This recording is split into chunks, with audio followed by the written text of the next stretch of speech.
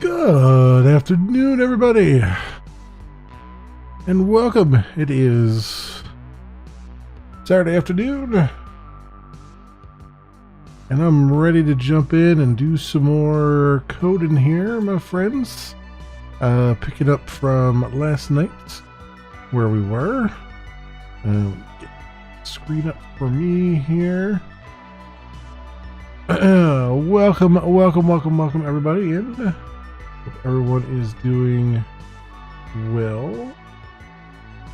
Okay, where is my first? Okay. Well, everyone is doing well and is having a good start to their weekend and all of those things.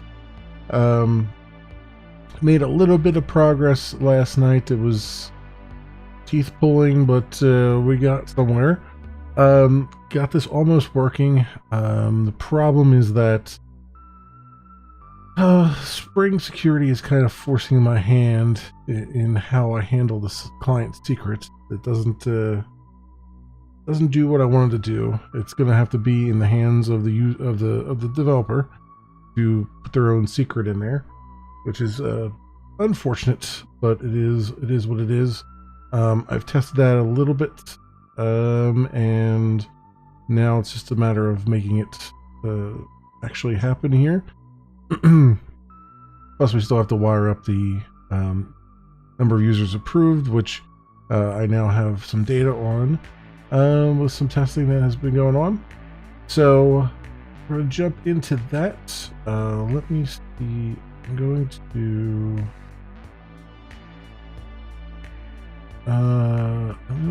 to stop this and restart it just to make sure everything is good. Docker sometimes has a little bit of an issue when the system goes to sleep and then comes back again. So I have to make sure that we're starting mean and clean, as it were. Need the app or that one. We just need database for our purposes. Open up Eclipse again, and I need Data Studio as well for this. Checking the database out and all those things. I was also looking into there's a part of the security that I haven't really been addressing yet. And that is having to do with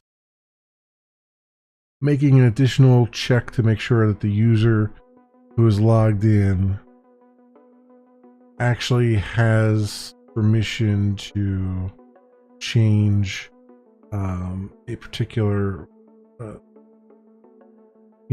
has actual permission to edit something or to delete something, just to make sure that no one is kind of going in and changing the form around so that a different ID is put in there, and then suddenly you've got users who can edit other users' stuff. So I gotta figure that out. There's some things put into place for it. But there's some things put into place for it, but there's not a lot of it is a little too, I guess, generic for what I need for my purposes. Okay, I need slightly more than what's there, so that's kind of where we're at. Hang on a second while I check something here. Once I find my cursor. There we go. Yeah, so yeah, I'll probably jump into that. I'm not gonna do that today, likely, but it is something I'm gonna kind of revisit, especially as I start doing some testing and unit testing and stuff. I want to make sure the unit tests cover those scenarios. And I've tried to do things that will sort of mitigate that problem a little bit. Having IDs that are easily guessable is one of those things. So it's still, even in its current state, still relatively secure, but it still could use that little extra layer around certain methods. It doesn't need it on everything, just on a few, just on the deletes and the edits and things like that. So we'll get to that. First things first, though. On the applications page, we're going to get rid of the client secret here, because we're not going to be able to show it to them. So I'm just going to get rid of this whole thing here.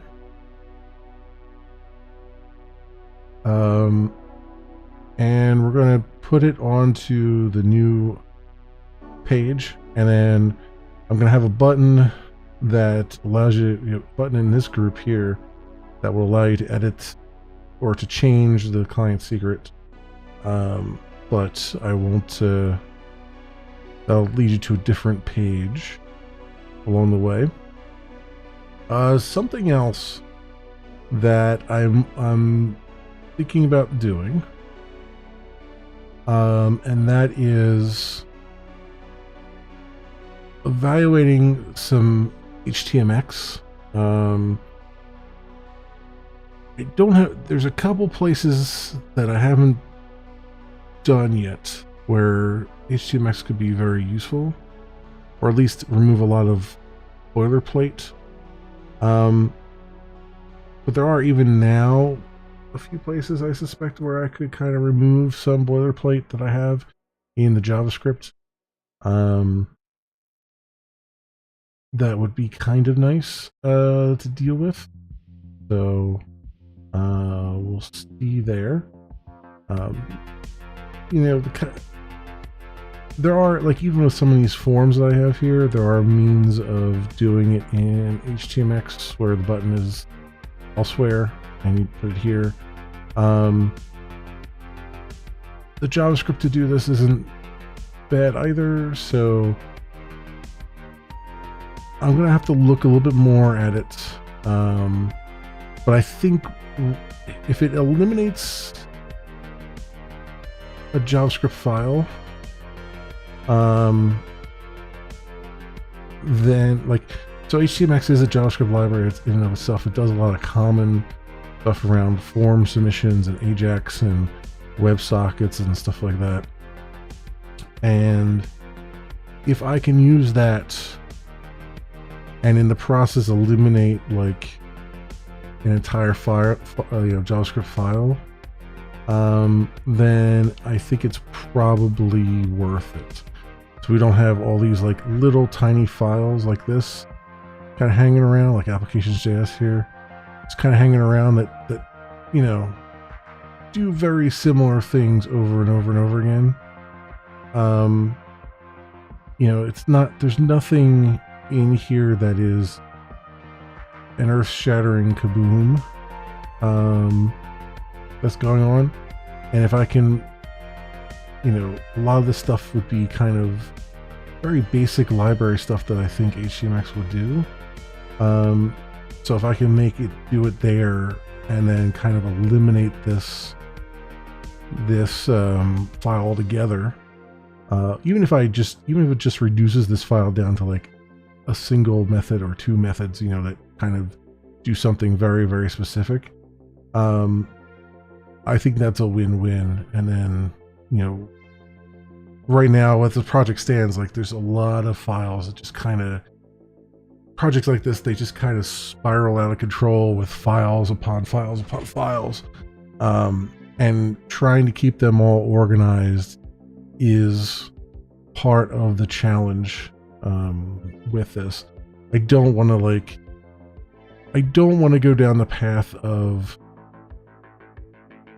like, I definitely might want to separate concerns at some point into their own jar files that I then bring into the war file, but I don't want to go down the path of, like, having multiple war files unless it makes absolute perfect sense to do so. Like having the green mail one be its own war file makes perfect sense because it's only for testing and it's really testing an integration.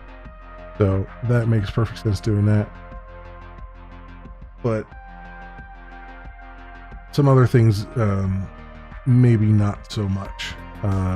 So we'll see how that goes. I do want to. I am concerned with how large the projects are going to become. Just in terms of number of classes and everything. Because right now it's actually pretty darn big, and it does hardly anything. Right? It's pretty big. It's decently sized, and it's barely even scratching the surface of what we need. And so part of me wants to take some aspects of it and kind of pull them out into jar projects that then get pulled in to the war file.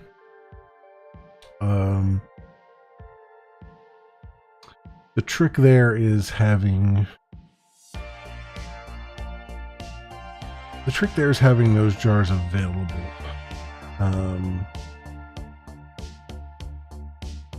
Because you're basically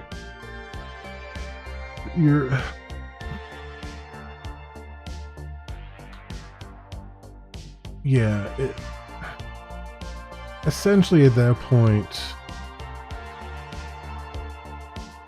the best way, probably easiest way to do it is to have everything like essentially a multi-project Git repo, where instead of having source main Java here at the root, instead there would be a project name there. And then there would be source main Java underneath that and resources underneath that. And then at the top level, the POM would be just basically a Maven reactor that would just build all the individual components and then make them available for the larger war file. Basically kick off the other project. I foresee potentially going down that path, just to kind of bring some sanity back to some of the stuff in here. But we'll see. I mean, I'm not entirely there yet. Like, I could see doing it for, say, all the email stuff and notification stuff. I could see doing it for all of the API stuff. Just kind of having all that in a project that is separate but contained within the larger project, that's brought into the larger project. The downside to that is, well, I mean, it's a lot of moving stuff around. The downside to that is having to make sure all the Docker stuff still works, and getting all your paths corrected in the POM file. That's probably the hardest part of that, is getting all those correct. But otherwise, it's probably something I'll have to do. Excuse me, probably something I'll have to do eventually here. Anyway, having said that, we need to, on the applications page,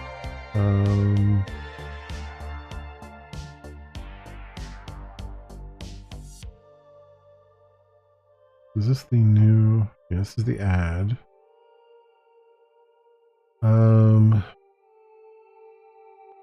So under client name, we're going to need it. We're going to need client secret.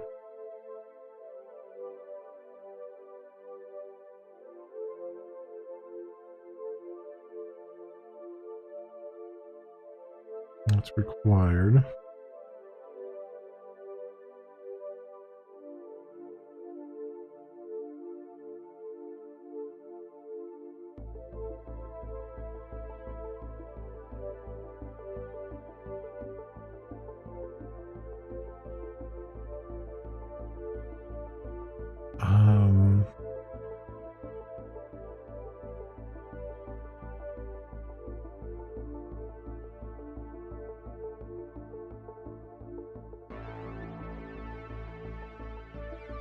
I think the max length on this is probably 100 for our purposes.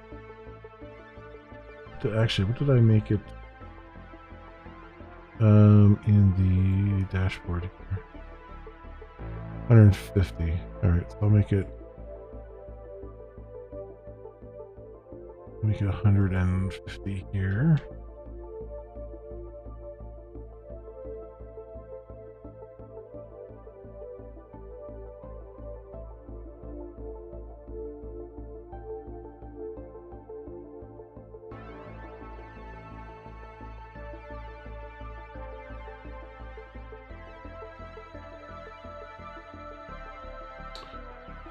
Alright, so we have client secret now on the page.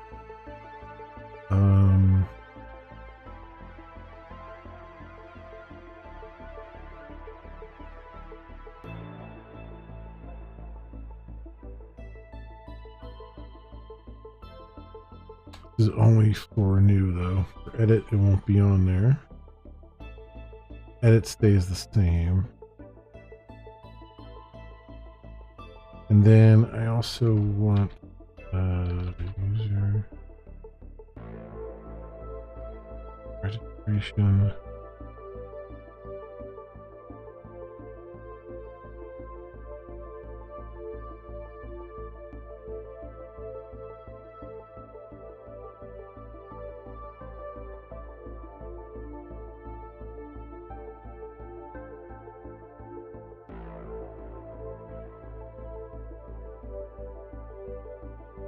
Okay, we'll do input group there.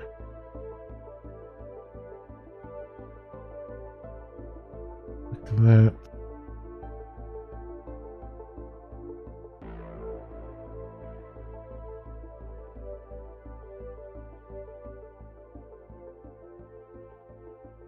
Okay, and hey, it's just T. Welcome. Welcome, welcome. How are you today? Yeah, that's right. This would be type password.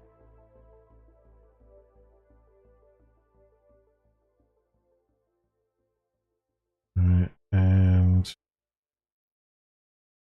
min length, I'm going to put of like 20. With a pattern. Yeah, okay. I know what I'm doing there. Yeah, min length I'm going to put of like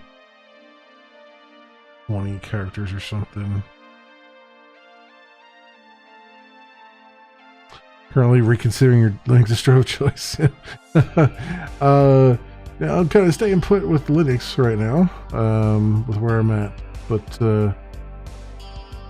I'm just kind of you know, doing my thing, kind of struggling a little bit with this authentication stuff. I discovered it wasn't as flexible as I wanted it to be. So I'm kind of stuck with the patterns that are there, so I'm gonna deal with it. Something with KDE is preferable. Yeah. Yeah, I had last night KDE just kind of did a weird thing on me where it was like everything was fine. Okay, KDE Neon. Yep. Yeah, everything was working fine for me, and then all of a sudden my monitor went blank, and all I could see was the cursor. And I looked up at OBS, and everybody else could still see the screen and everything. So I ended up having to having to unplug and replug it in, and it then, Katie was like, "Oh yeah, no, we're back to normal again. Everything's mirrored again." So that was kind of weird. It happened out of the blue. But beyond that, no, I've been having, it's been decent enough for what I do. Hasn't been anything too crazy. Required. All right, I want this there. Okay, and then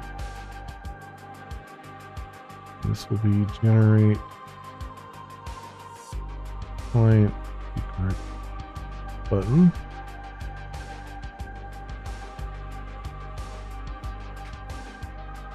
It's going to help you set up Wayland.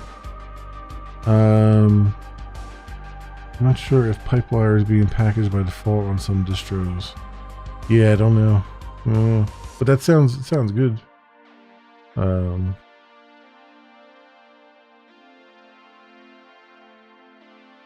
haven't really dug too much into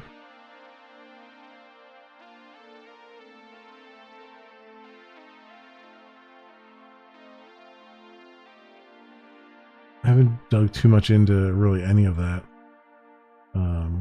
unfortunately.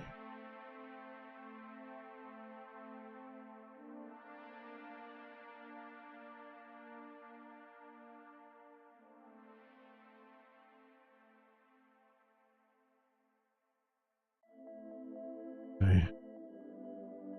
Generate client secret here. Pipewire is the newest audio subsystem for Linux. This Pulse audio is becoming unstable and messy. Yeah, I was wondering about that because I've heard a lot of things about Pulse audio. I've heard a lot of things about a lot of the audio pipelines on Linux and how just kind of unwieldy they've become. So it'll be interesting to see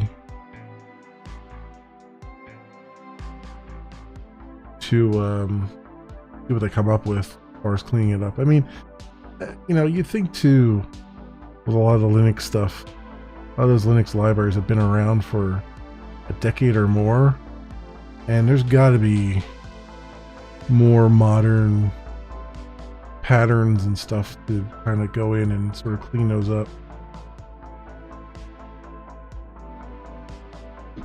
Or even, move away from C++ and do it in Rust or something, do it in a higher level language or something. I'm kind of surprised there hasn't been a lot more of that. But I guess there's also the elephant in the room, and that's, trying to get things approved. If you're working on something that's kernel level or something like that.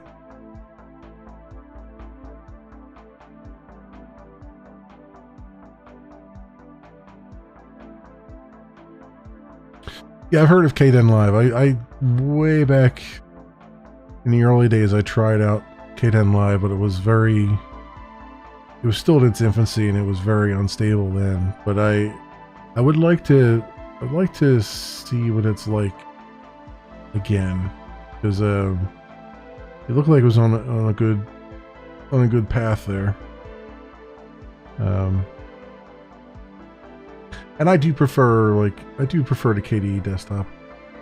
It reminds me a lot of like the older school Windows stuff.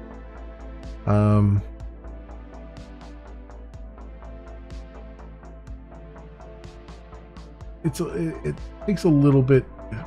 I wish they would make it a little bit easier to add things to it. You kind of have to jump through a couple menus, add things, directly. But you know, it still works. Still, I mean, once you add it, it's fine, you know. And for the metric ton, it's much more usable. Yeah, I would hope so, because it was it looked like it was in a good, it was on the right track. It just was very, very unstable way back when. So we'll see, because I also liked that it was a lot at the time. It was a lot more like they were kind of following sort of like the Sony Vegas layout, sort of. I don't know if they've changed that now, where it's more like Premiere or something like that. But I think they had sort of a Vegas layout at one point, which I kind of like, because it's cleaner, and yeah, it's harder to do really complicated things. But a lot of times when I'm editing videos and stuff, I'm not doing super complicated things. I just want like a simple, you know, a simple transition or something like that. I'm not doing, you know, weird and crazy stuff. But, you know, each their own, I guess, on that. And then I don't know if there's a Linux equivalent of like After Effects or something. I think that's the next thing that is really needed. Because I would love to like dig into something similar to that and kind of get the, you know, kinetic, you know, visuals going and all that stuff.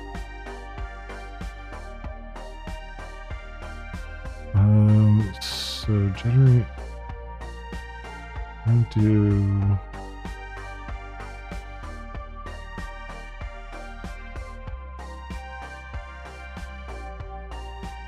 generate secret.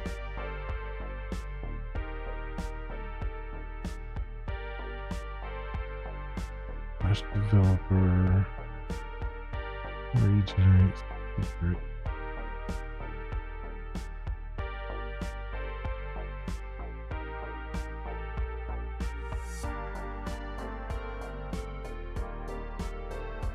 Change that around too.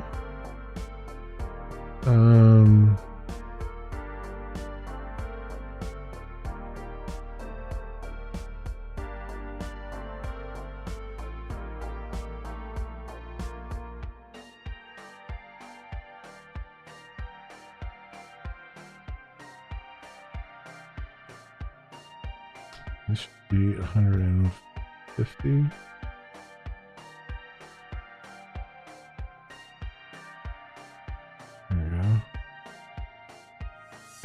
Okay, so we have that on there.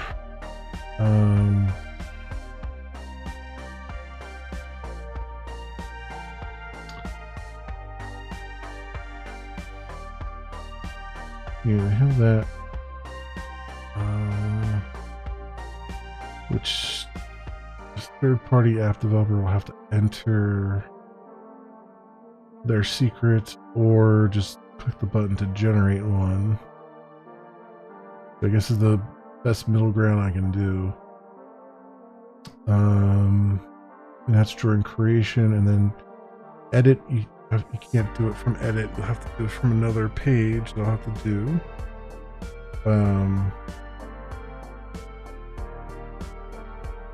That you would change it from.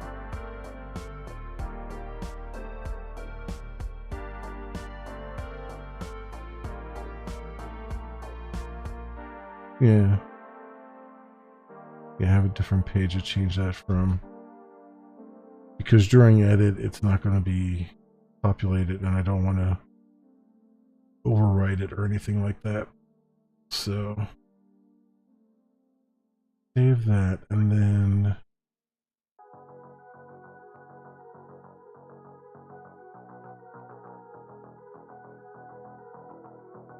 I just need to regenerate the secret there. So we have user registration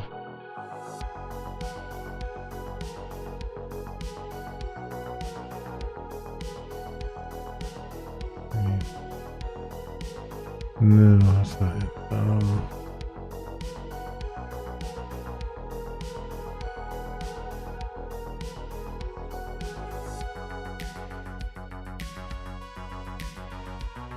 Login controller.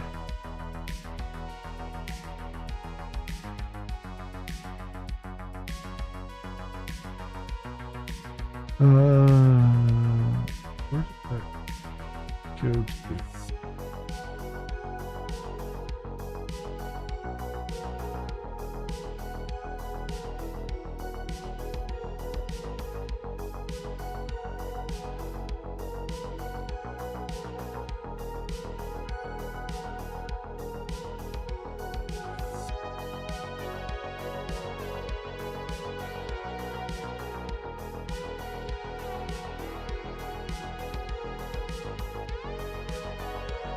Oh, password utilities controller.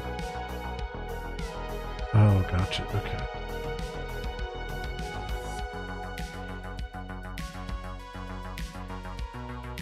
Gotcha.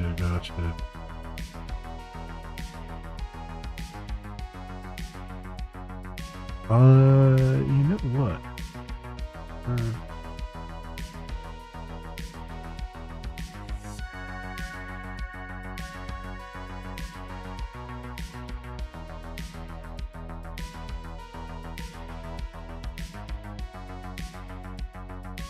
Foundation util.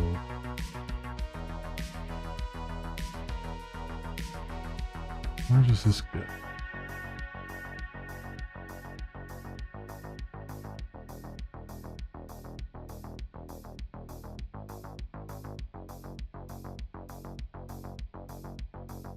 Okay.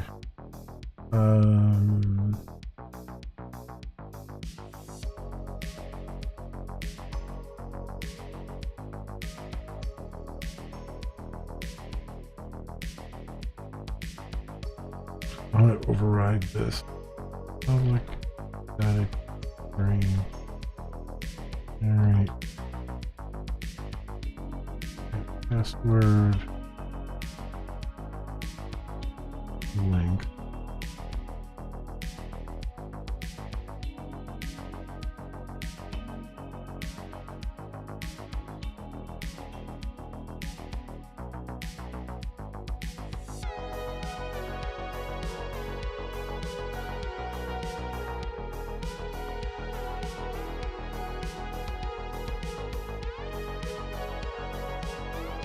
There we go. That way.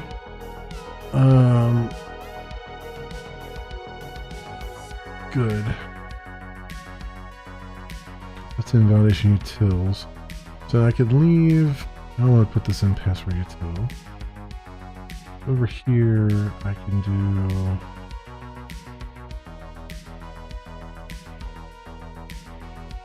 Generate. So regenerate secrets not going to save.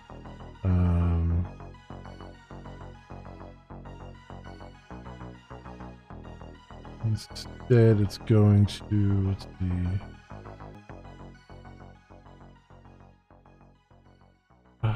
Guess what do I do over here?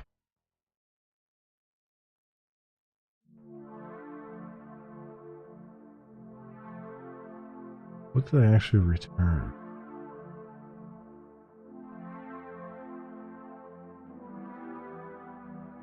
I just returned the string as a generic response. Okay. And this is in front end. Okay. I just return that and then, okay, then I have JavaScript on the other side to just grab it. So we'll say generic font string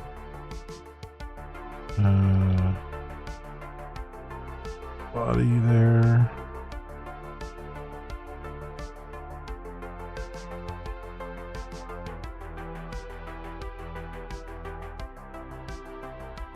I don't need the ID anymore. Eliminate that.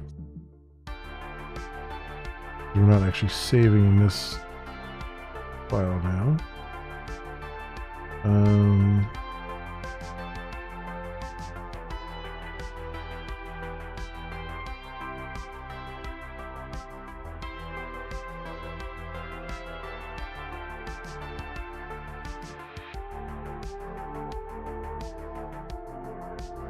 And then this would be client secret size.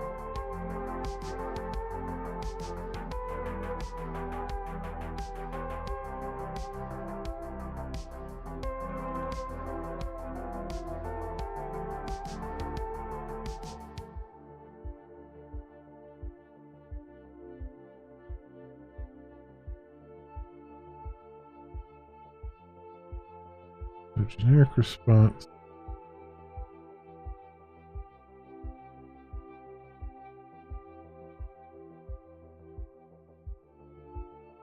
Generic response.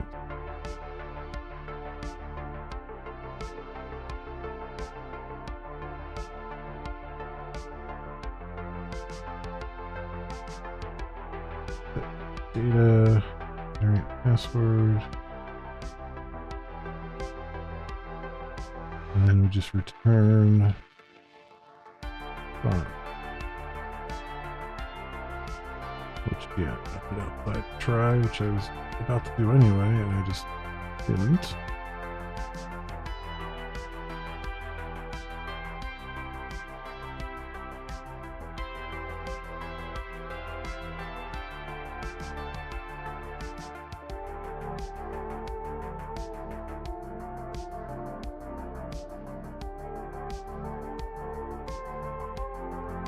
What do I do in the case of an error? Do I even bother if there's an error?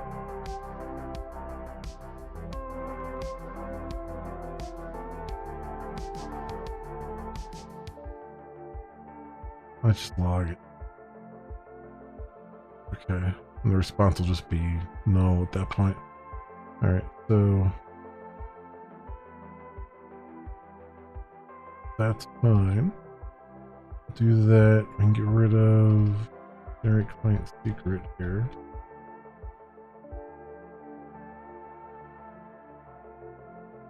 We won't be doing that here. That'll be coming in as part of the client model. But we do need to check that it's good enough thing. Let's do that and validate. Just say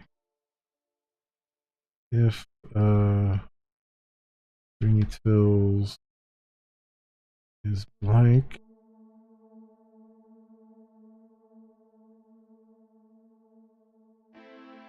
client secret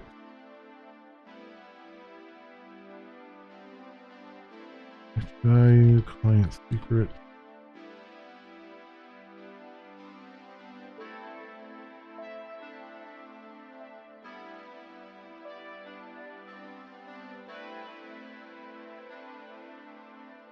client required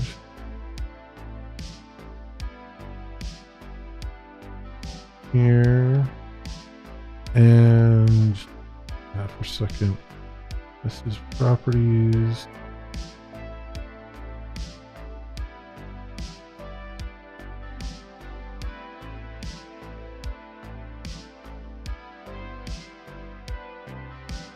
Client secret is required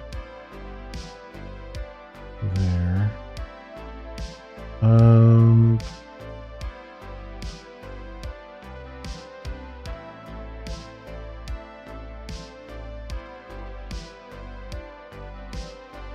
Then I need to check that it's sufficiently random. So if validation utils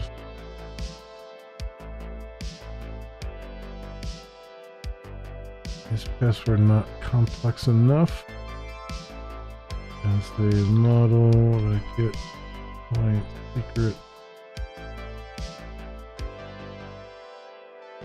There's value.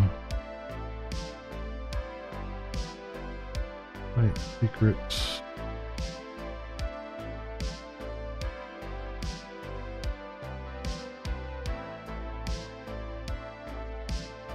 Client secret.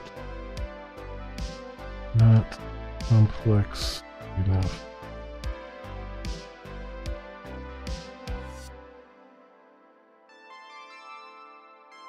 Right there.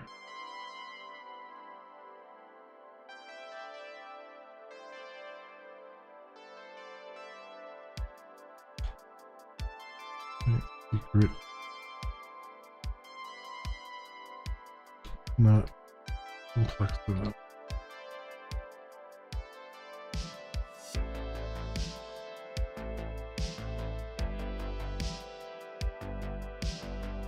Okay. I guess technically I should make sure that it's long enough as well. So I can say if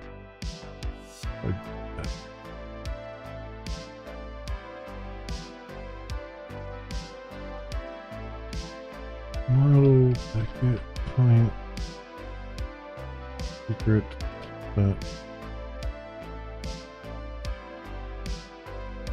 length greater than, I'll put this here.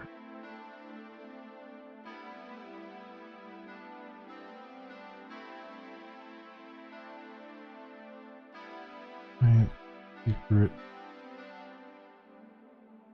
min length 20.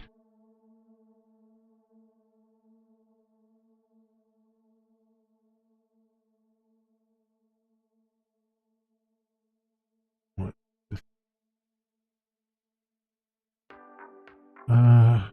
Secret length is less than secret minimum length, or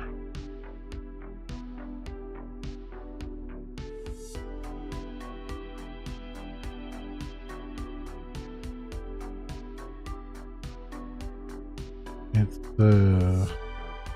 greater than max length.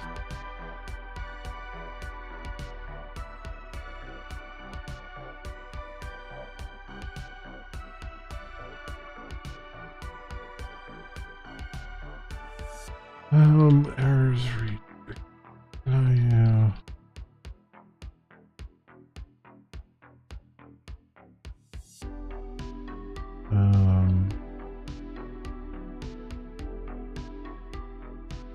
Grab this, but I do need to make a null check here.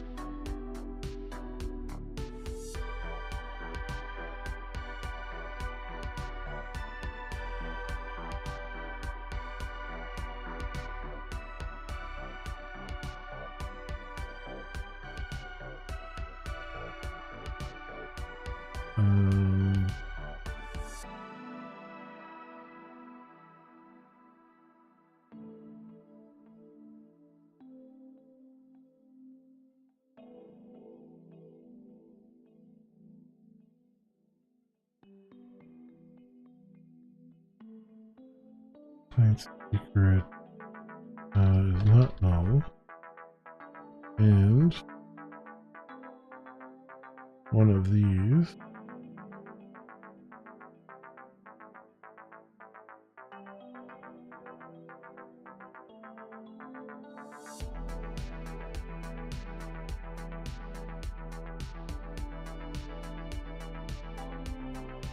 length here.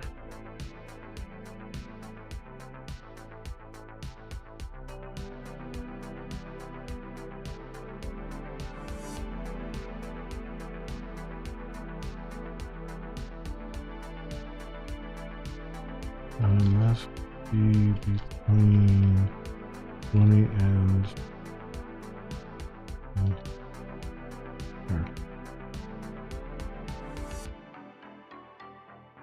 okay. Hey, Esk, how's it going? What do I think of PHP? It's, not my cup of tea.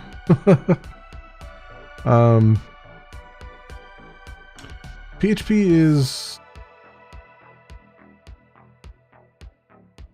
serves its purpose for those who do not want to get into web development. Like PHP is one of those things where it's there for the people who want to develop something but don't want to do it, don't want to go too in depth with like back end processes and things like that. I mean, it's essentially the same thing can be true for. Same thing is true for what was that? Perl. You know, the Perl language back in the day was the same thing. It can be used as a CGI on a web server to generate, you know, dynamic pages. But its purpose is really to just slap something together that works and then not really have to go into depth about what you're doing or why you're doing it. Essentially. That's really what it is. It's just, you know, I don't particularly like it as a scripting language because it's very ugly when you start to get into it.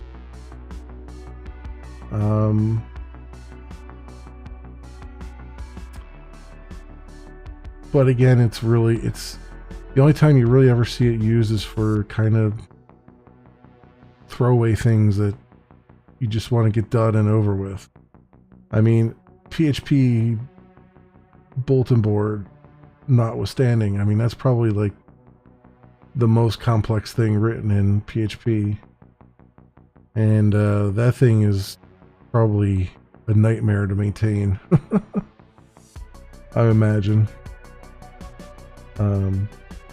So yeah, not really a fan. I think I would just as soon tell someone to learn server-side Node.js, like Node.js with, you know, its server-side components and all that stuff, over a PHP thing. Just because. Also, PHP has this really annoying tendency to completely break itself from one release to the next.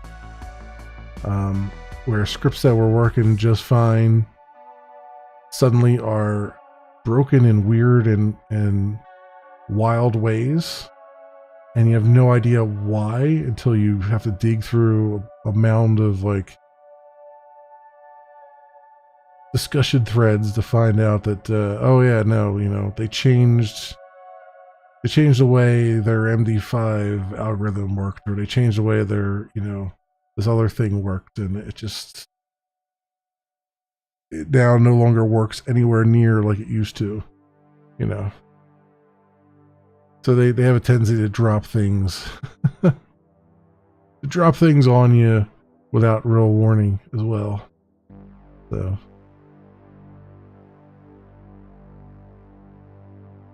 but again, I mean, it serves its purpose as being like the quick and dirty solution to something. You know, when you don't really care, it's some kind of internal thing behind 20 firewalls, and you just need to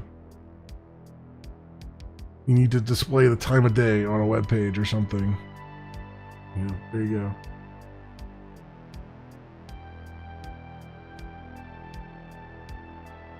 I wouldn't personally use it for anything more than that. I mean, we use it at my day job for basically that. It's just it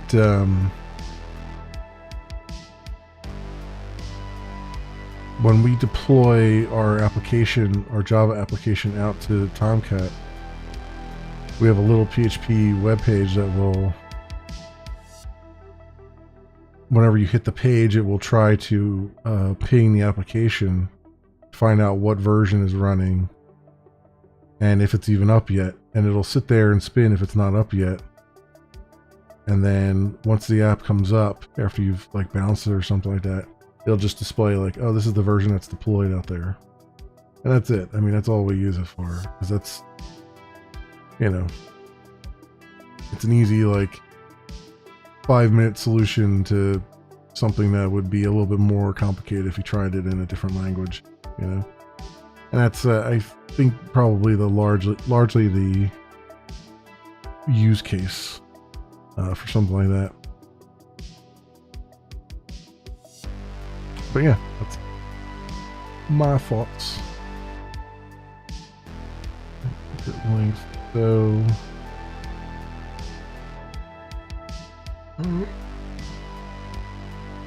oof, Jesus. All right, so validating client secret stuff now. Validating that it is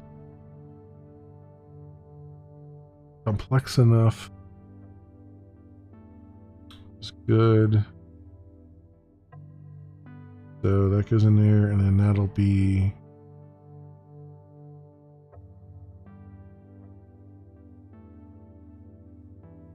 right. So then that will get put into the database, and I gotta make sure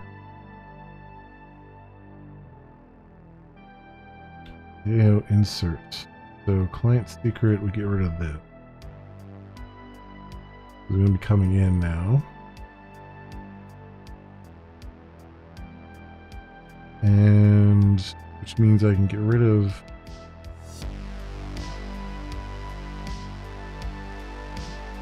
no, this guy has to come back. No, this is correct because I have to encode the client secret coming in, because coming in is just text. This will encode it and put it in there, so that's actually correct. This is just setting it through the password encoder.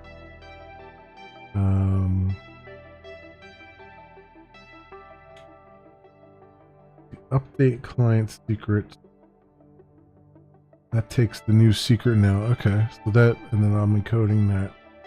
So then I just need to get the update path for this after I check the new path here. So regenerate secret.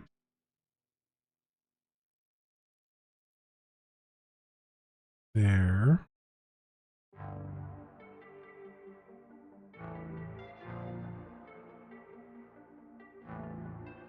And I think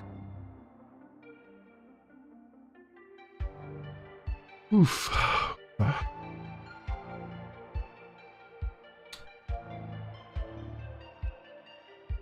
Alright, and then I need a update secret there. So it would be public string update client secret.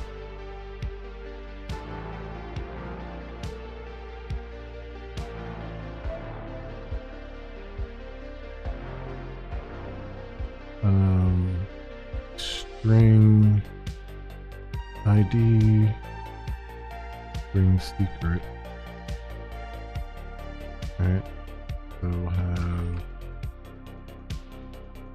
this brand name is the fired through.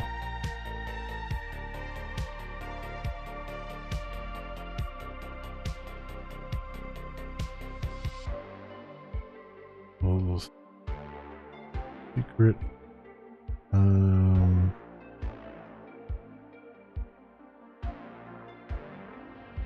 Through.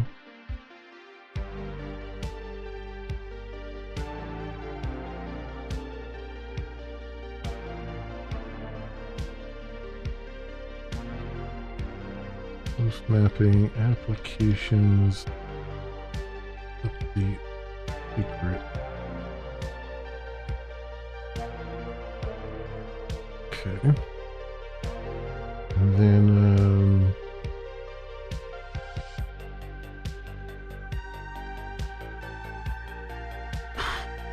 now we go to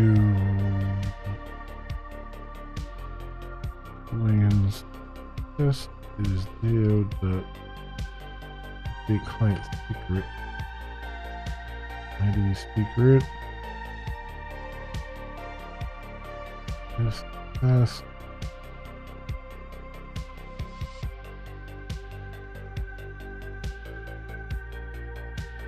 Then I guess I could push to if not.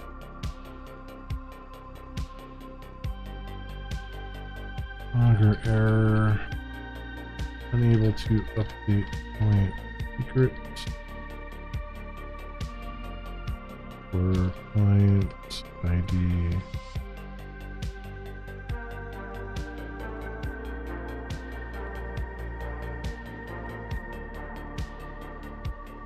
And what else?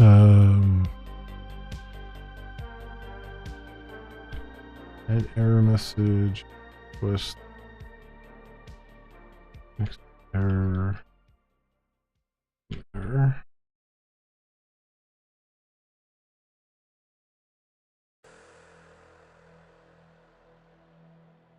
Else. Under info.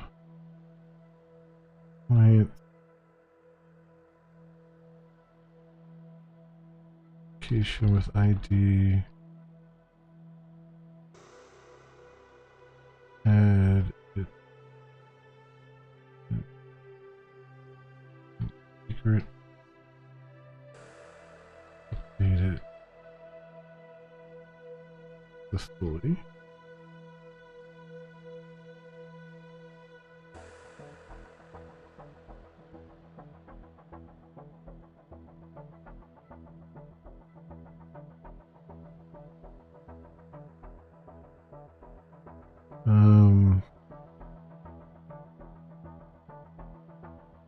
Guess I'll do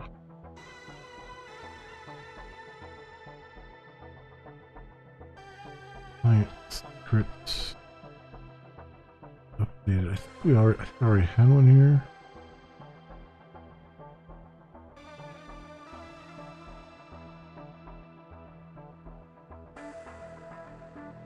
Yeah.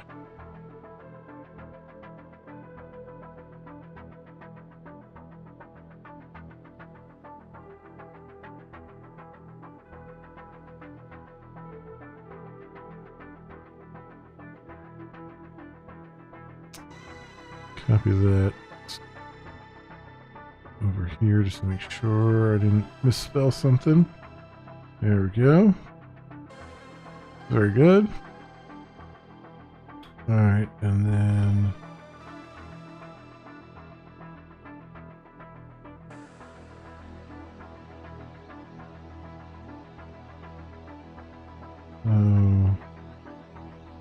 logger error. Unable to update client secret. Client ID.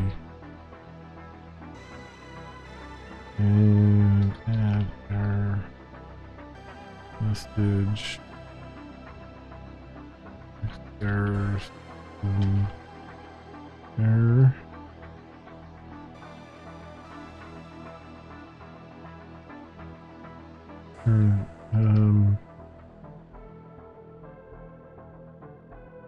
Applications.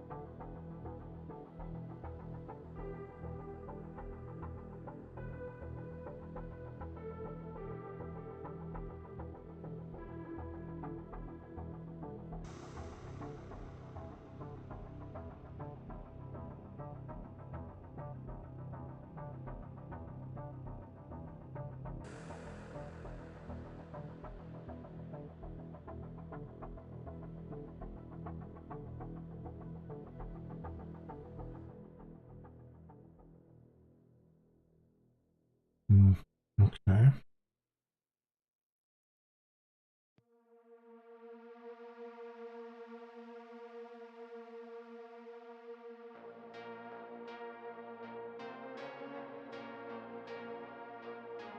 I'm gonna have to validate this bell here.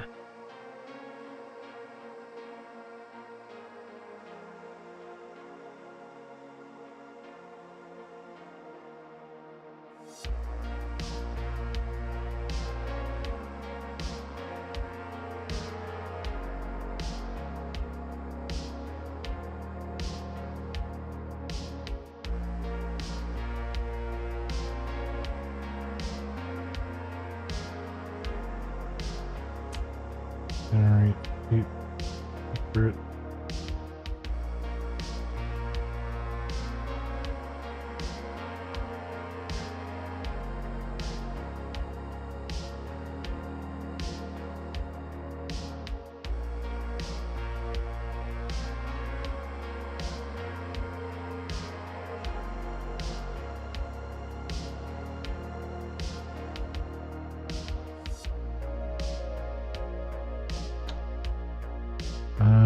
Let's do public.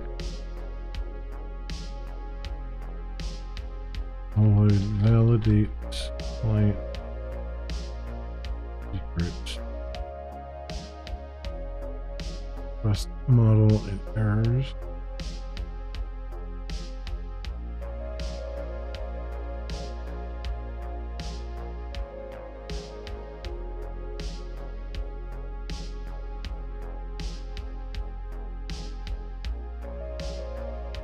Now what I will do is grab this stuff.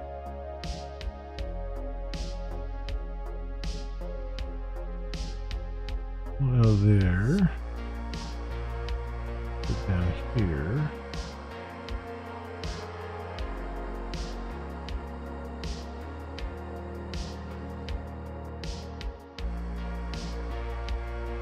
And call it from here.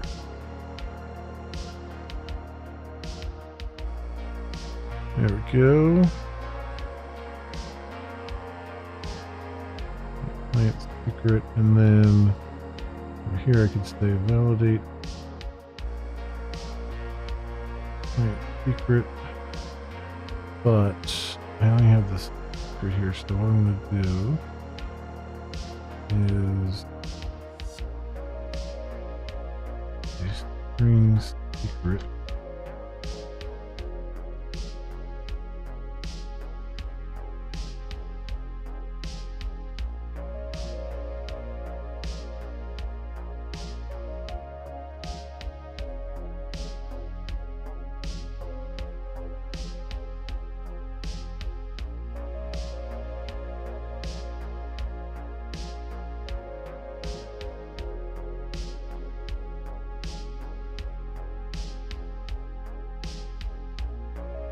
Okay, and then up here I'll just model it.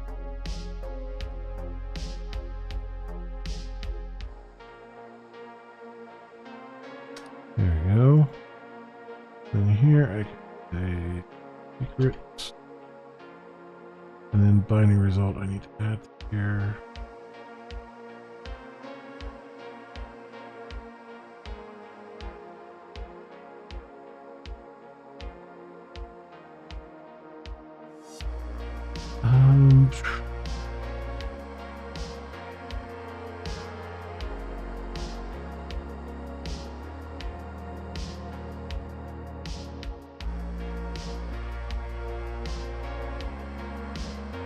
Not update client secret.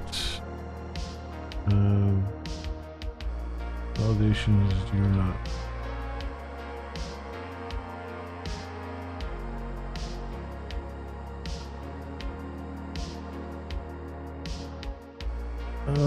This stuff. Finding errors back in the model. We don't.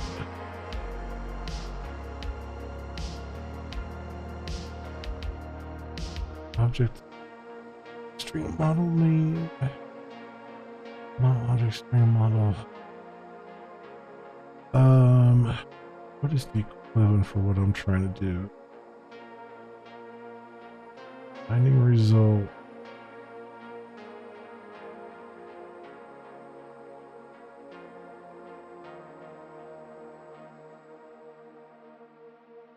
I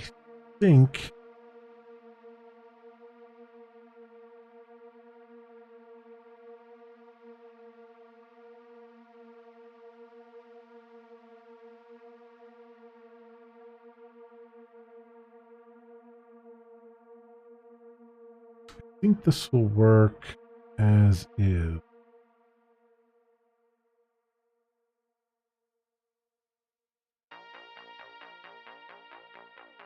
Why do I have this string model in here though?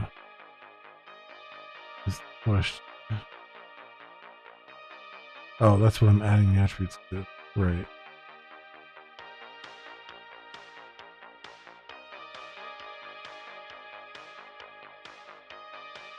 I think this will work. Same. I just have to stay secrets.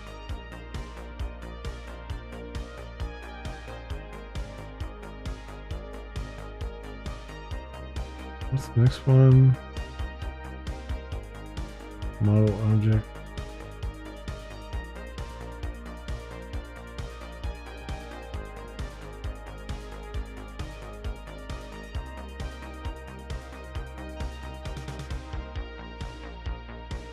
Attribute. Model name, model object.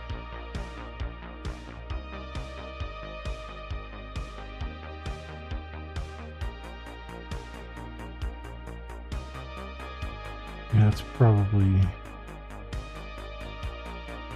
correct. Yeah. I think this will just work this way. I don't want to send a new application though.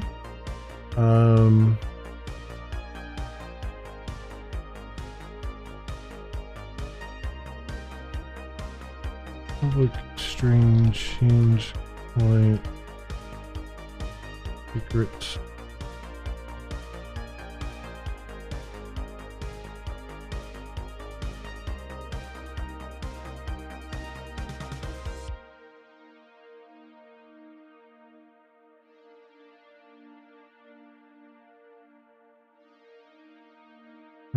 Name is E. Fired is true.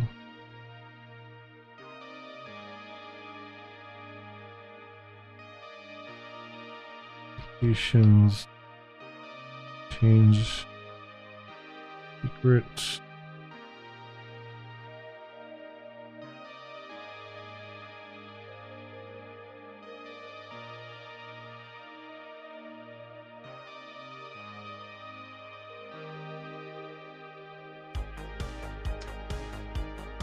Those.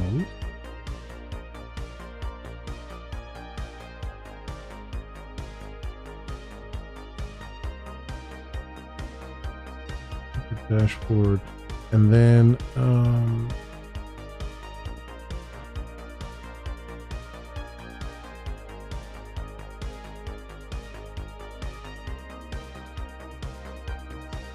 just group. Yes, and then the model and attributes. ID. There, and then I just have to return page, I guess. How do we do this up here?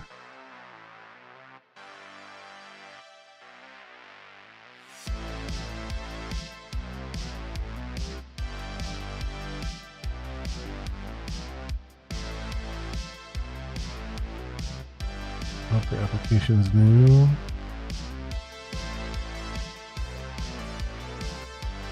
Applications change.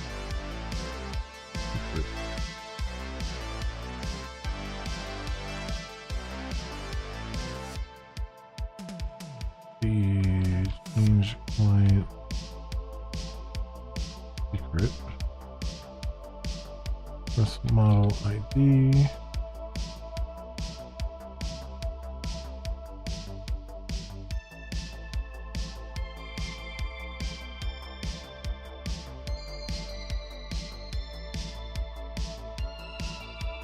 Okay. I just have to make the change secret page, which shouldn't be too big or terrible.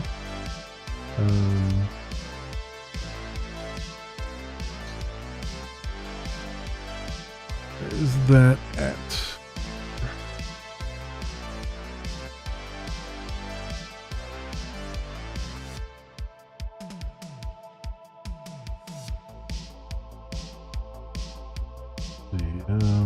Developer, I'll say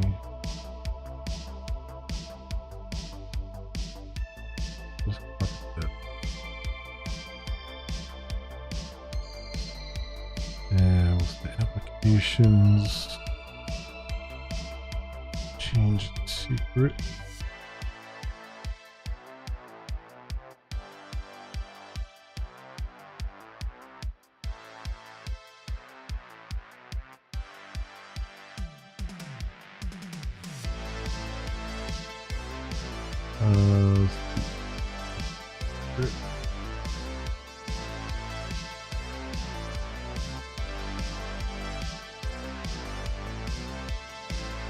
Applications change secret. Okay. Update secret. Post. No object here.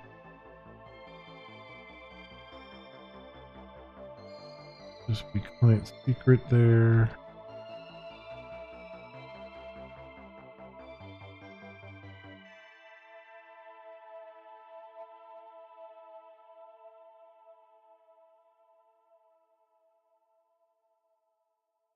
That.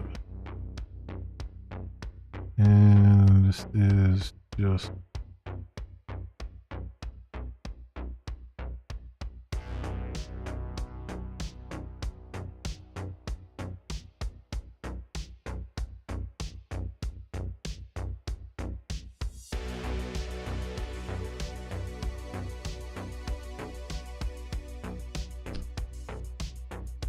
generate upper applications.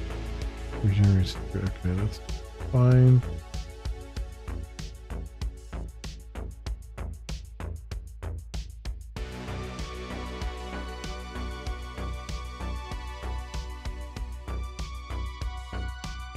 So the name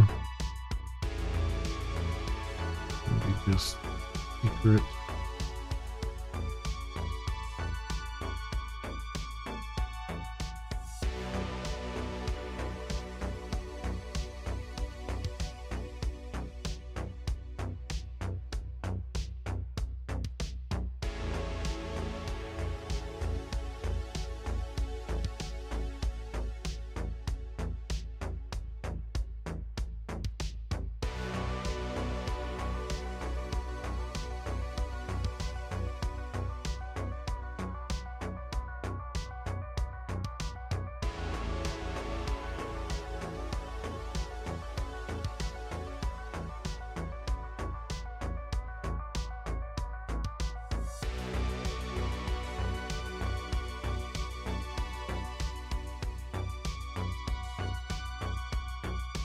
Client secret button, and then button developer applications update client secret.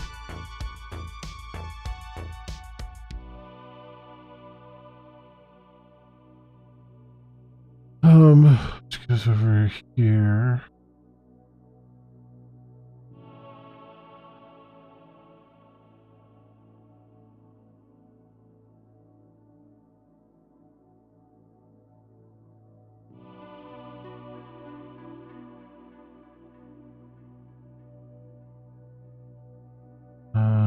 Field test errors. Wait,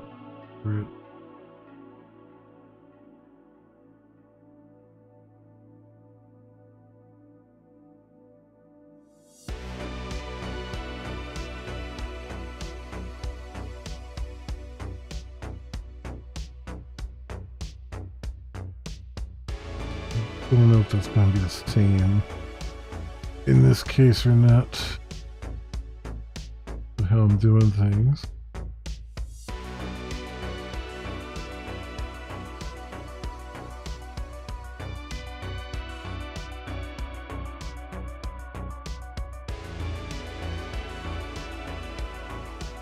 That's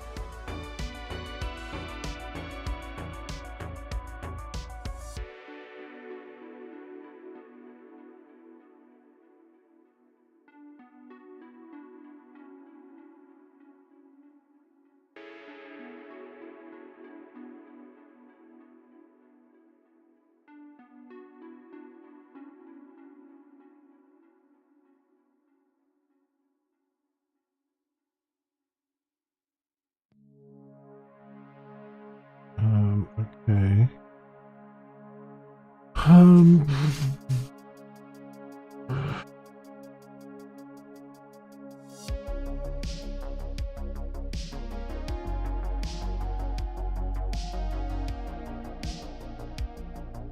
Okay.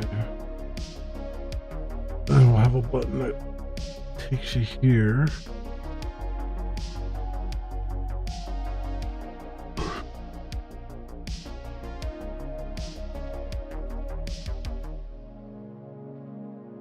I think I can at least test the new right now.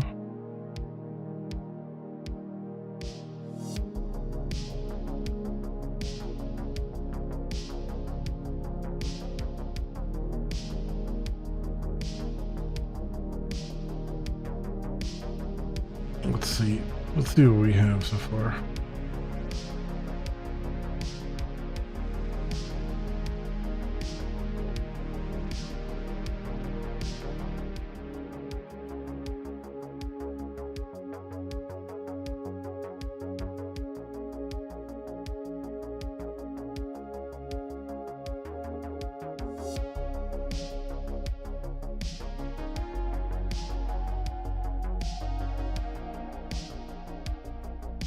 All right, start up and see where we're at here.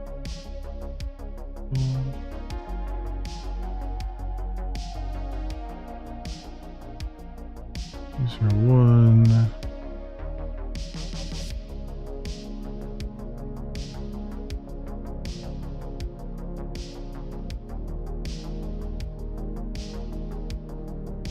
Okay.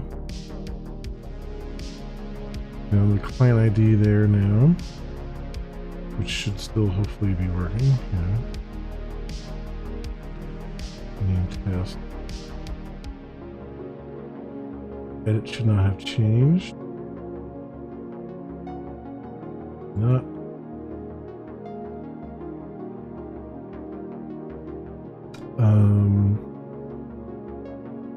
Renew. I'm messing the text.client secret.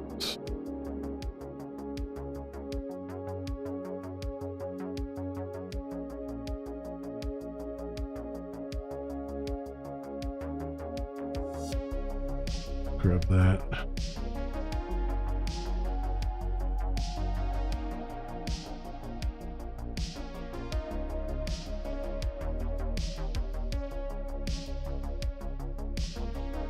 That's good.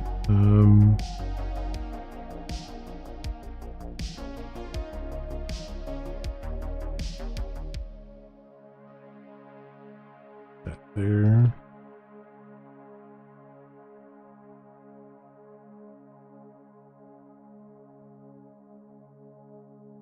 There you go.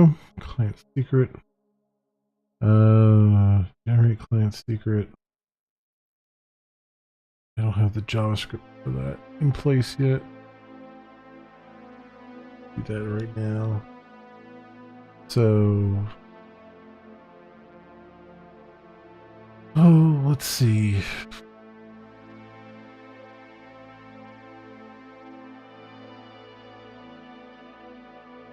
And registration.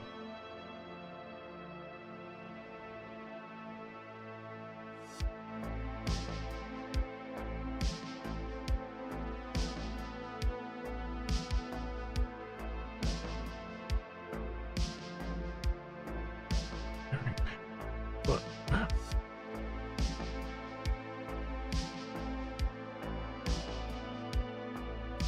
an ID of generate password button. I wonder if I'm keying off of that.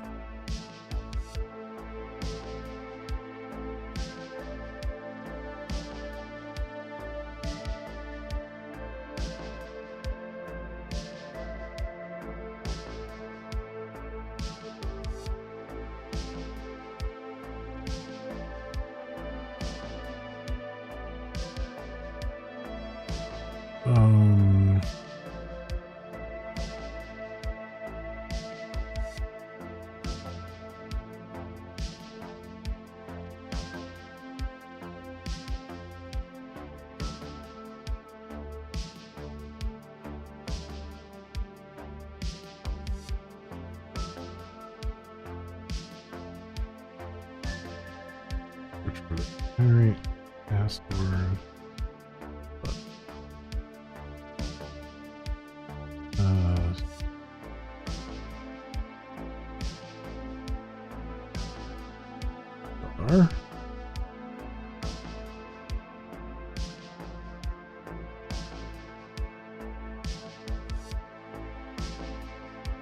Oh, I do have a registration. Yes.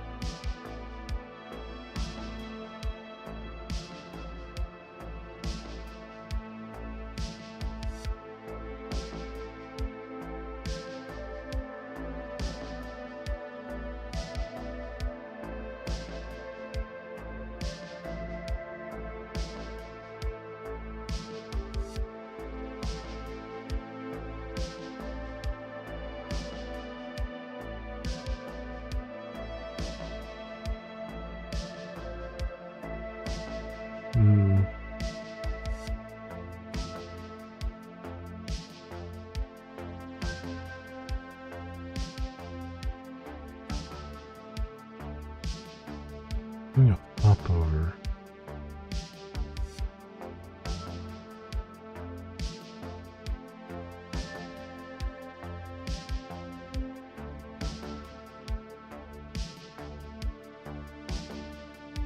Oh, I know why I'm doing a pop.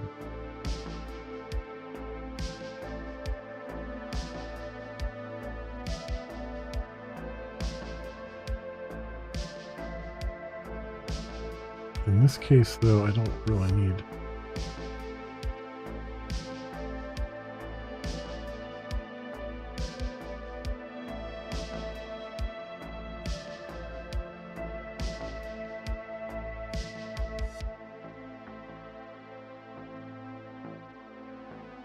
I'm actually questioning why I bothered with a popover in the first place.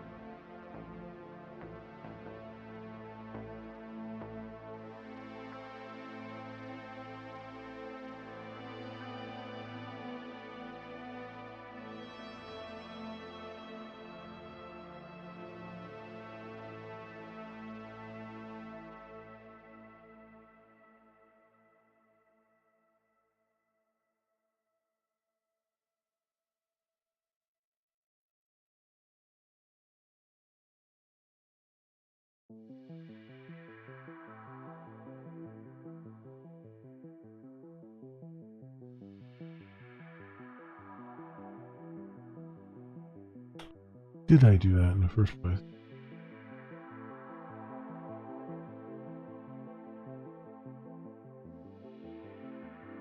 Instead of just putting it in the box.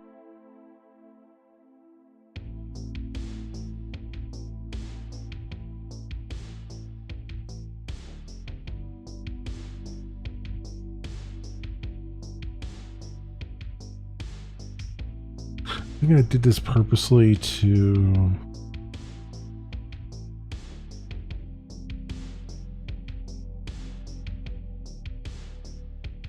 I think I did it on purpose to force the user to look at what was generated.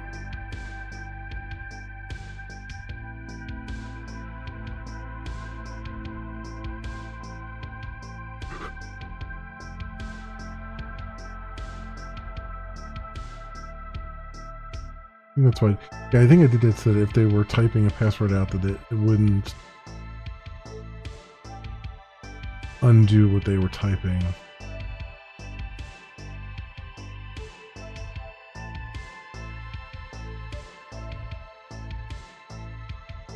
Hmm.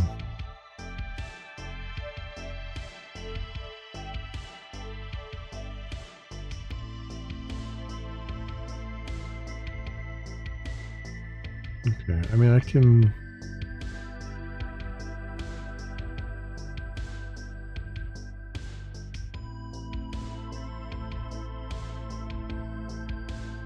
Now this is like the second one that I've had to do. I kind of want to make this generic somehow. I can call it.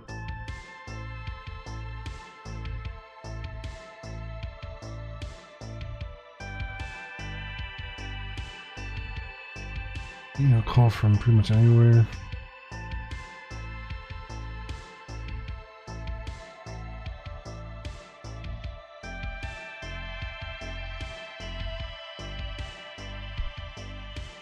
Hmm.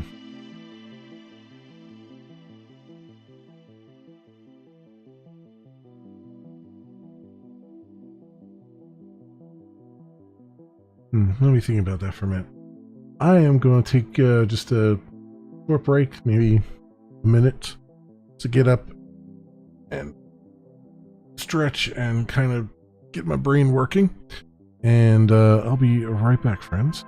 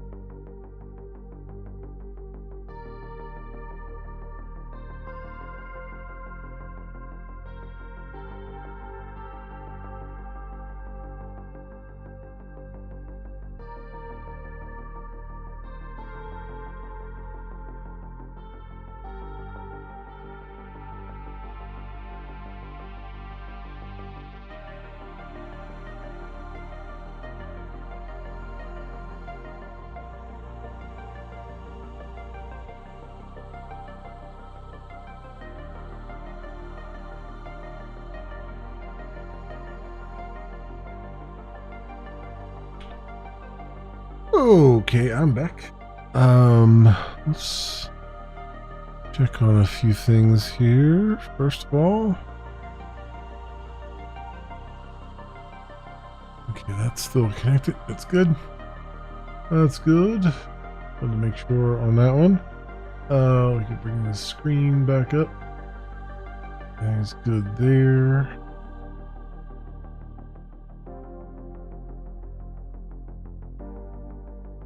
All right, good stuff. So I'm inclined to just copy paste those for now and then figure out if I can make this a little more generic.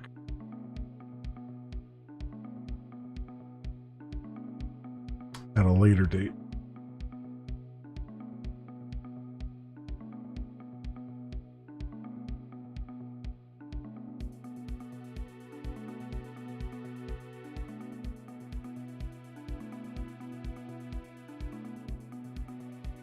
Is there anything here that I can could really pull forward?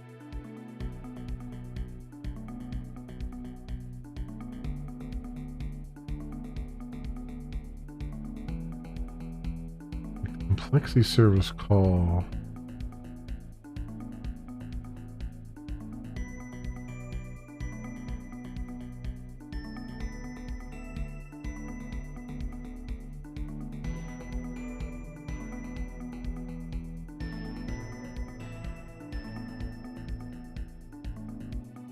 Yeah, it just wants a URL.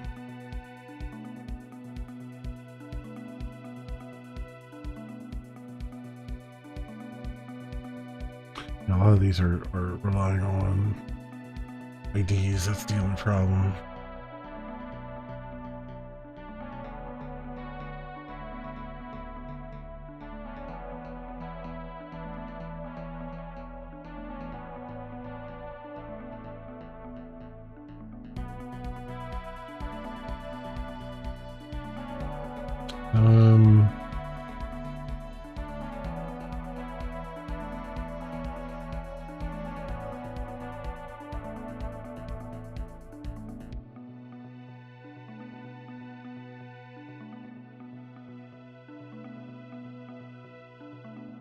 Yeah, some of this will just go into applications.js, I think.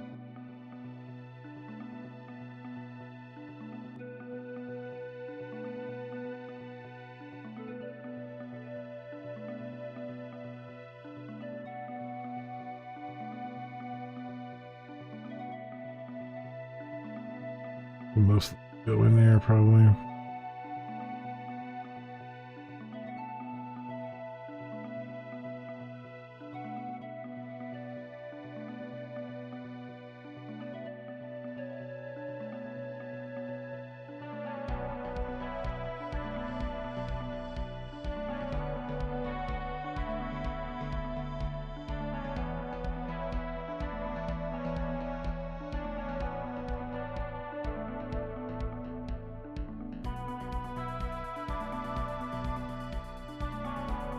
Very client secret.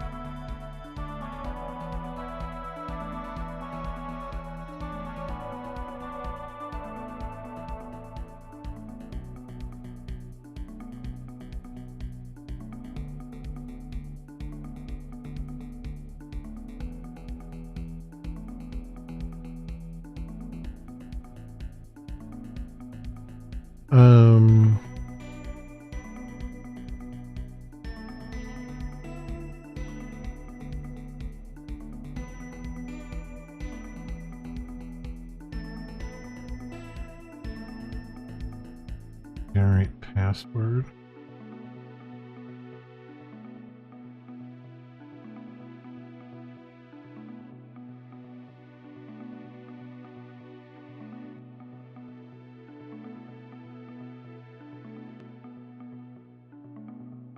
Grab this.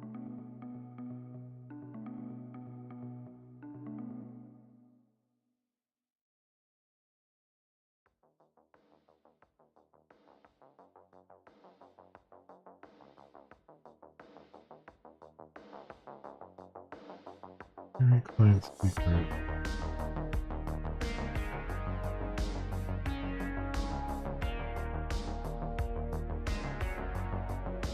And the regenerate client secret.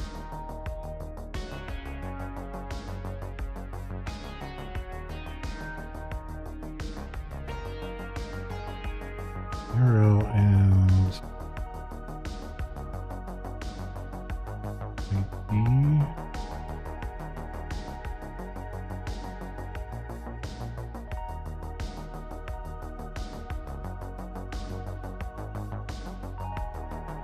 I don't need the ID there at all. Because this one is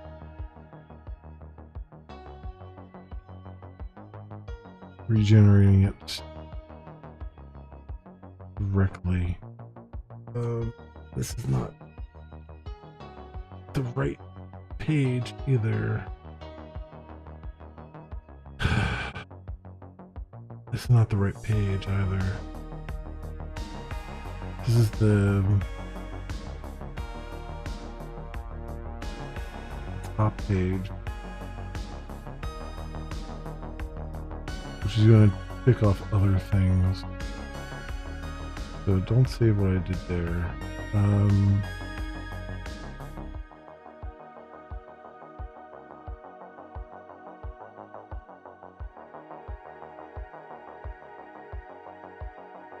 Copy this.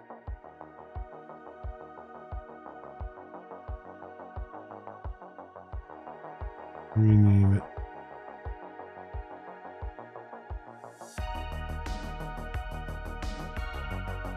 This is new.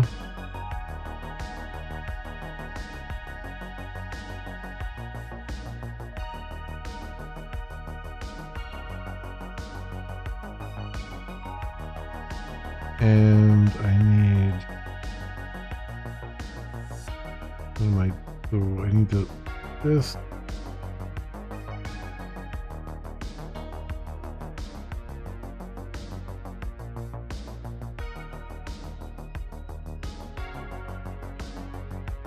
Registration form, applications new,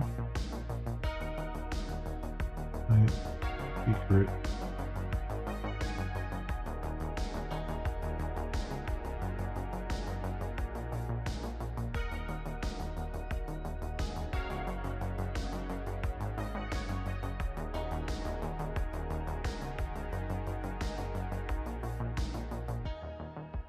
Okay, generate client secret button.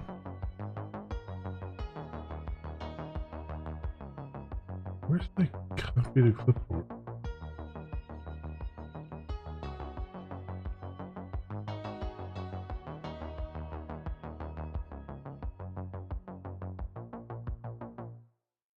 I think that'll be in the, that's in the popover, right? Okay. Have that.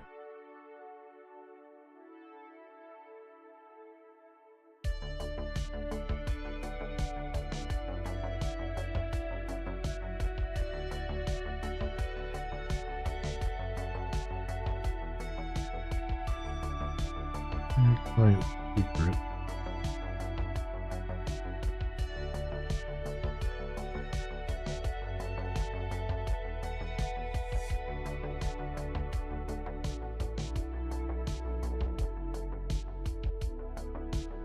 Okay, form.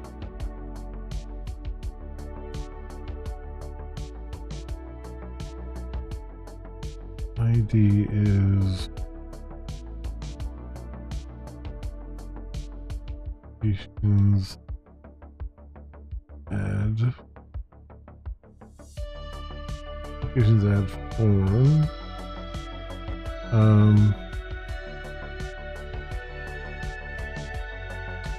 The URL and complexity message goes back to the registration.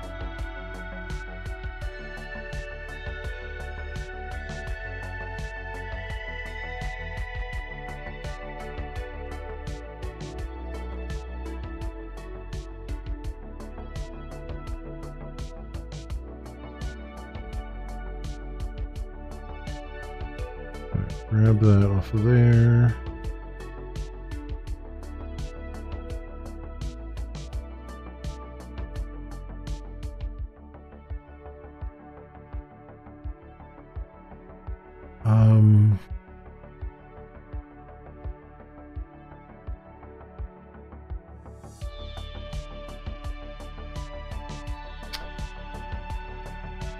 Validate password. That's right. I have the validation, but I don't.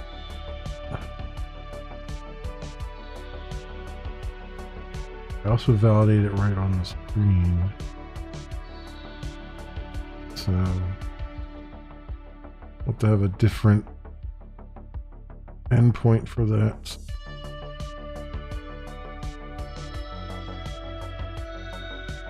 Developer applications. Validate.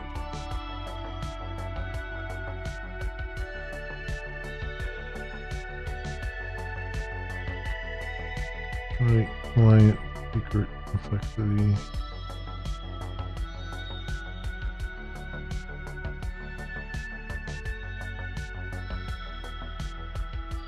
And this one we already have a thing for.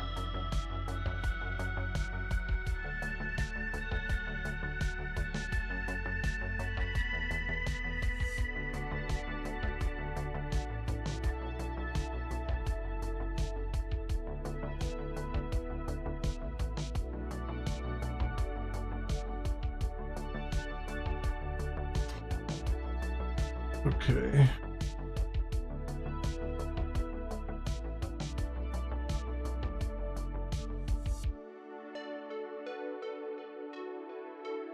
So, and then applications add form.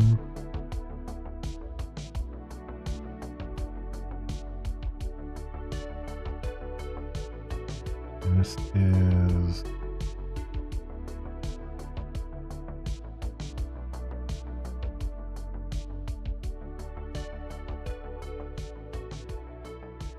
ID client secret.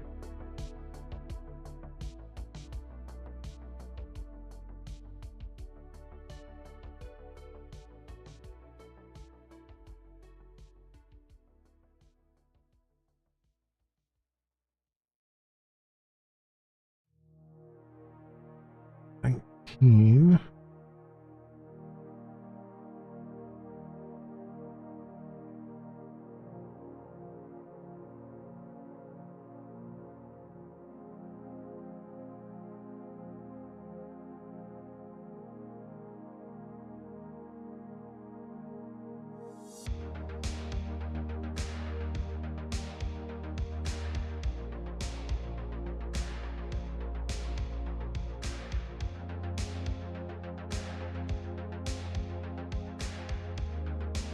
And then here on the button itself,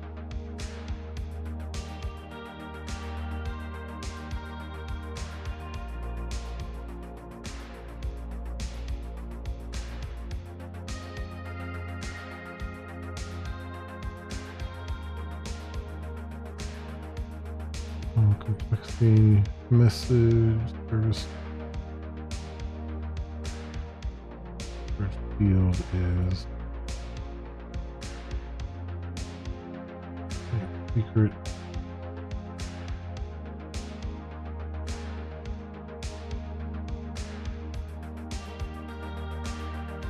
Error.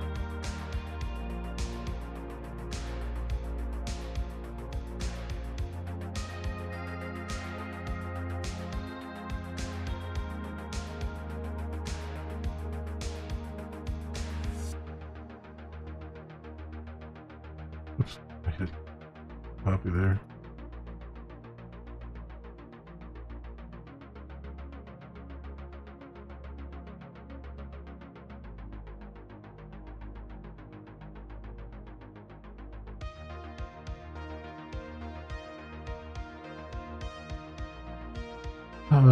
Get element by ID. That one.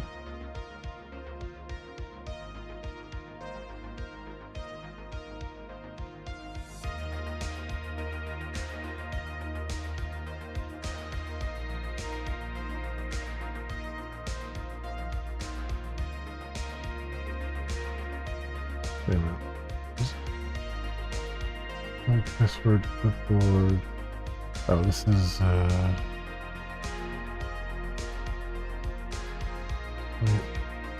wait, generated password.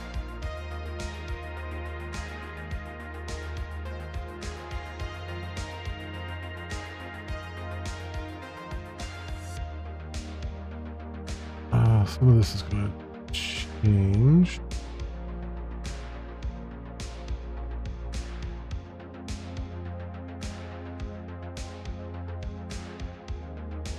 I think.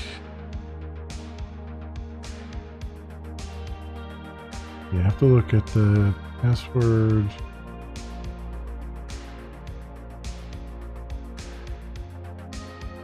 Only password complexity.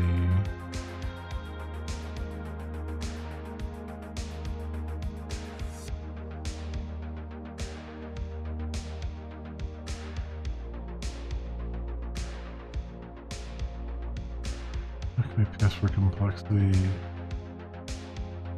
Not complex enough. Actually, I could probably just call this straight up.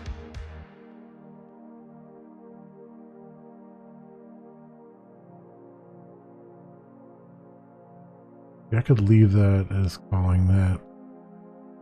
It just returns a response.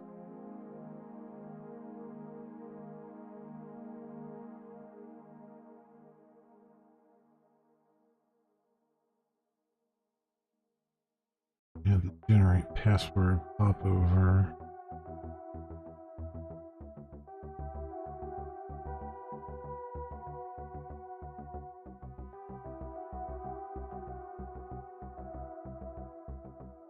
That's calling the wrong thing. That's fine. So this one here is fine. Validate password complexity.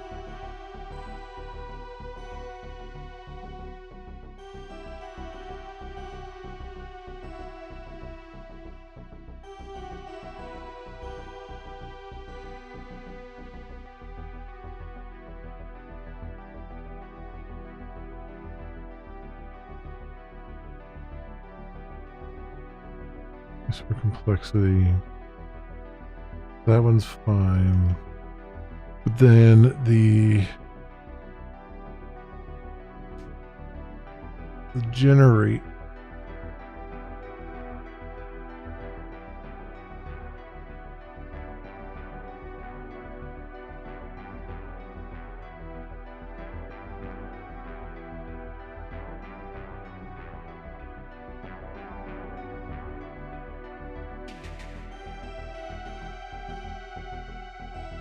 Where's that supposed to come from?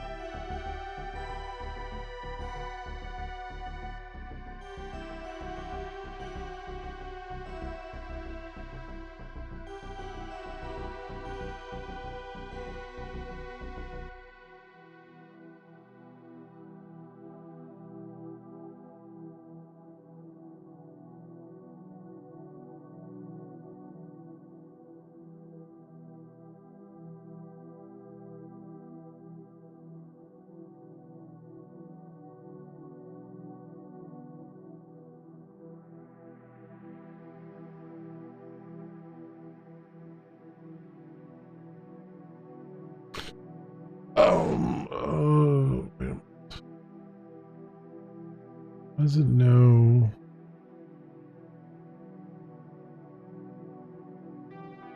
Zero.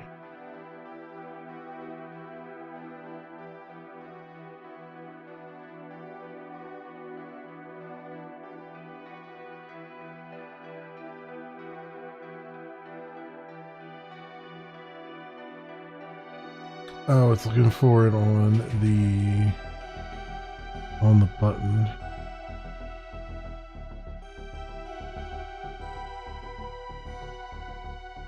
Data URL. Okay.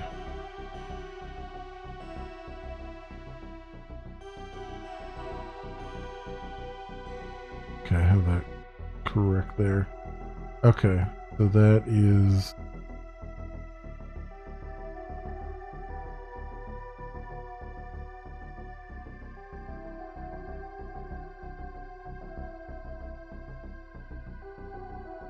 generate client secret.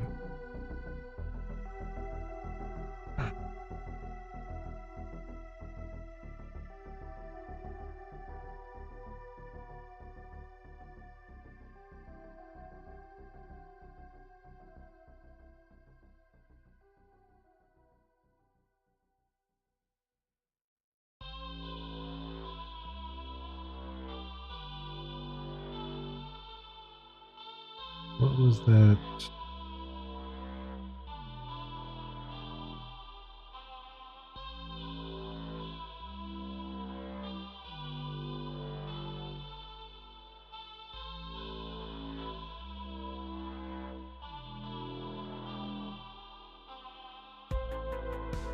Oh, okay, this here.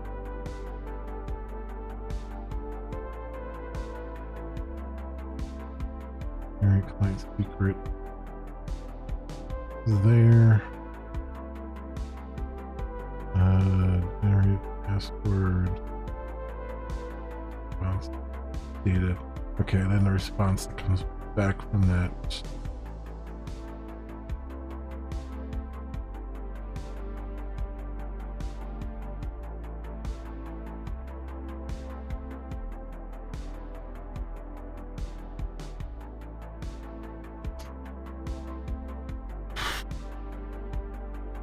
So the way I did that thing is not right. They called generate password here.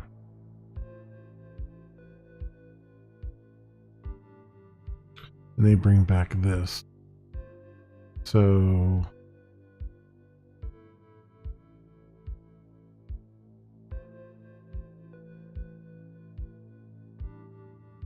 regenerate secret.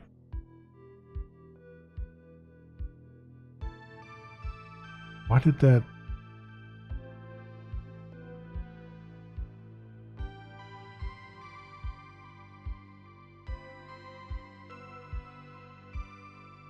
Right, because there's a regenerate and then there's a generate.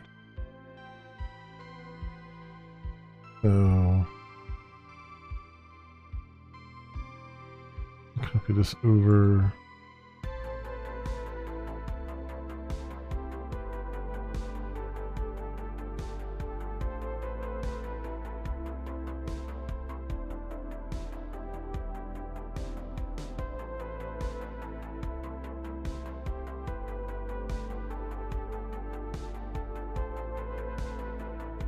Generate secrets.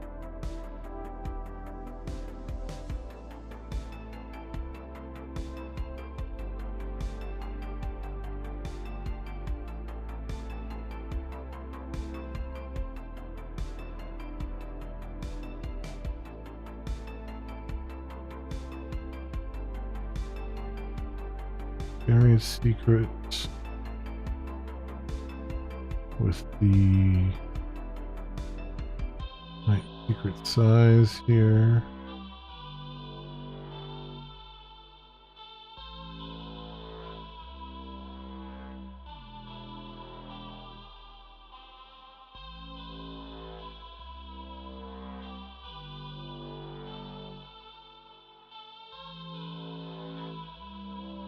Should bring back the developer. Where are we at here?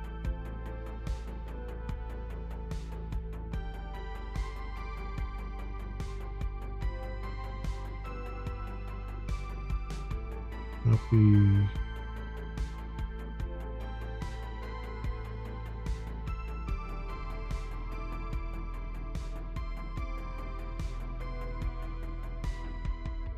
So this will be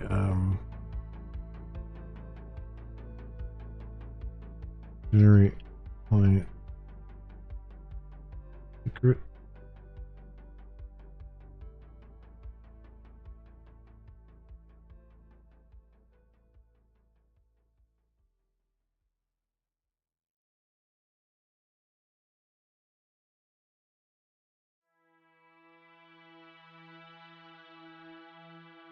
Secret pop over.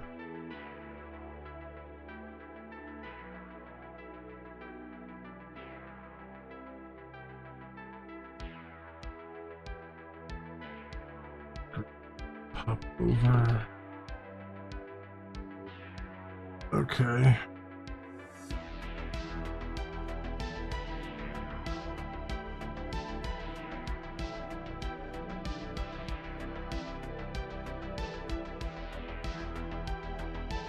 Um,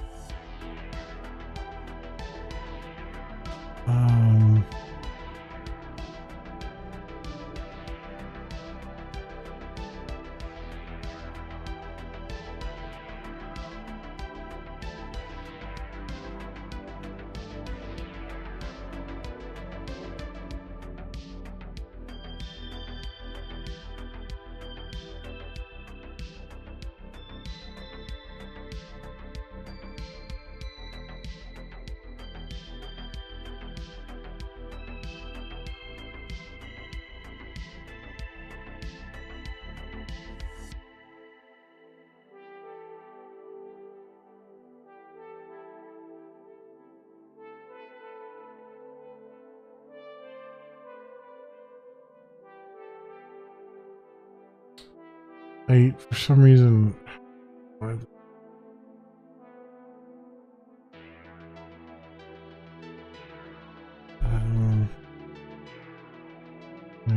secret.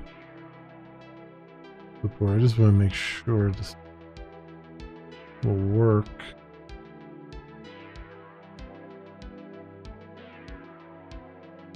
And this is generate client secret.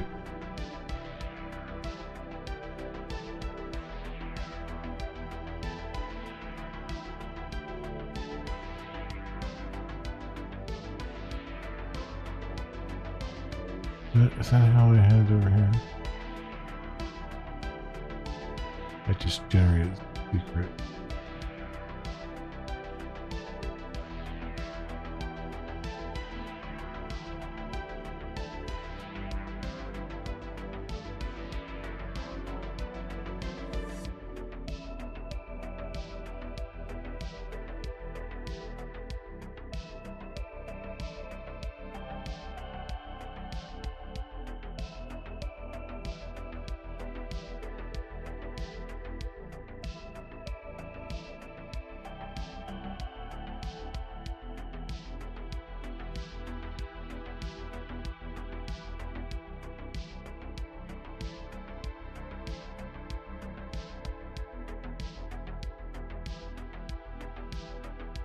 Generate client secret.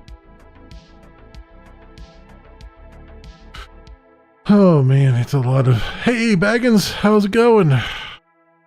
How are you doing? Hope you're doing well. Oh man. Oh, thank you for the follow as well.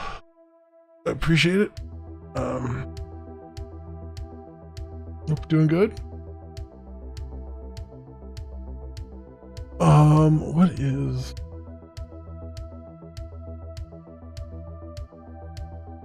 I generate.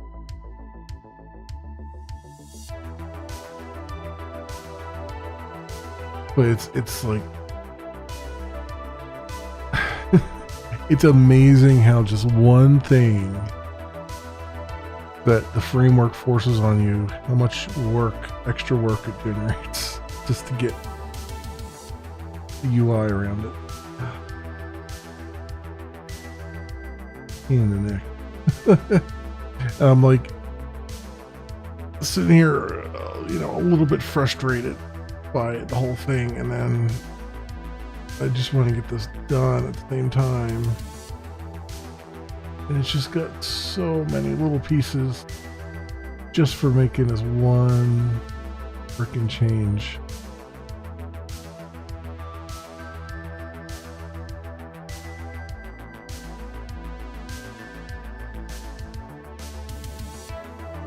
We have that.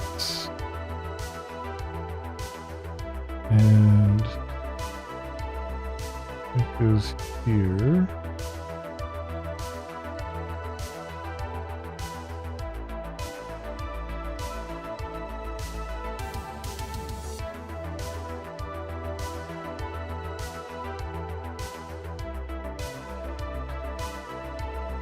This is generated client secret.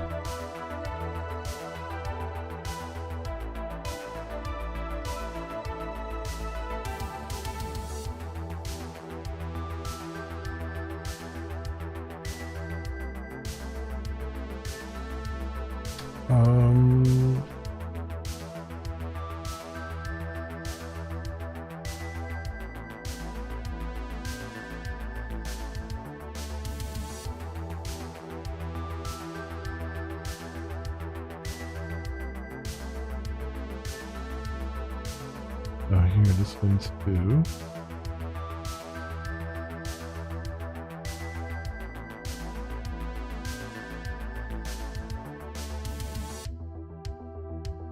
Client secret to clipboard.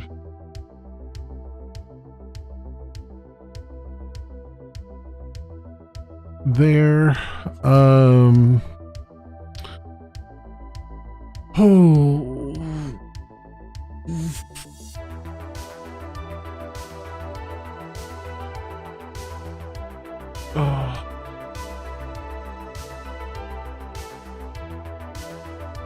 Doesn't help them up. Like, shoulders are hurting and everything today. Oh, you know what? I gotta stop the server here because all this stuff is gonna need a compilation. What? I'm listing regenerate.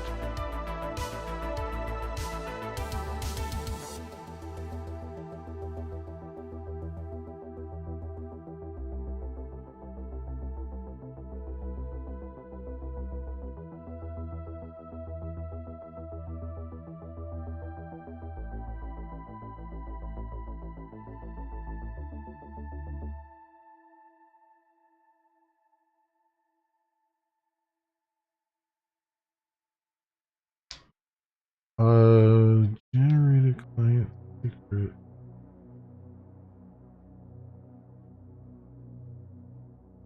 Settings button.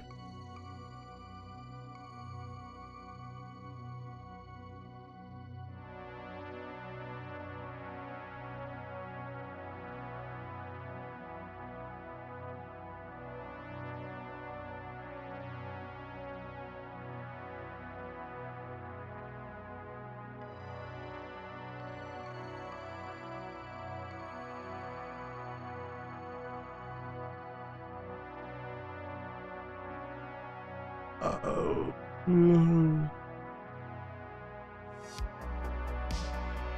Guess this one. Alright, client secret.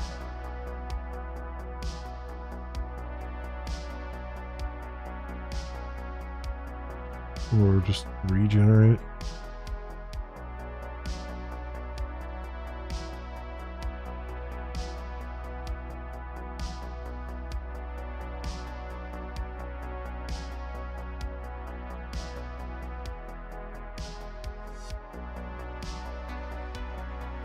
Do that.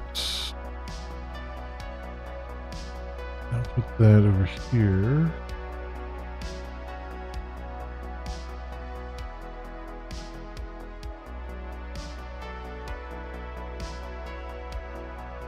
And that gets the same thing that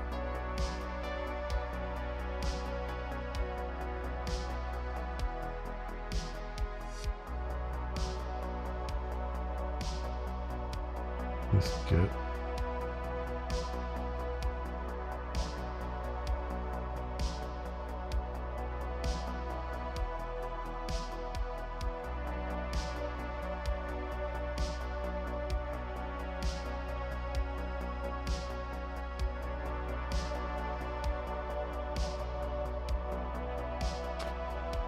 And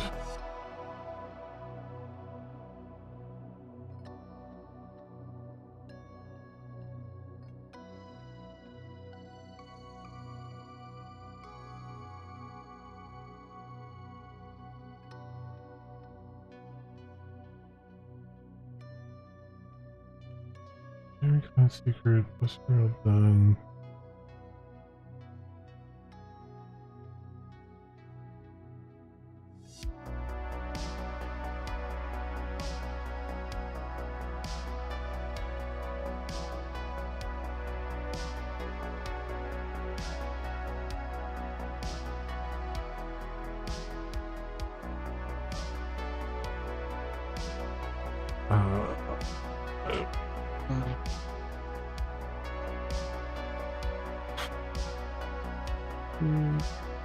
That would have to be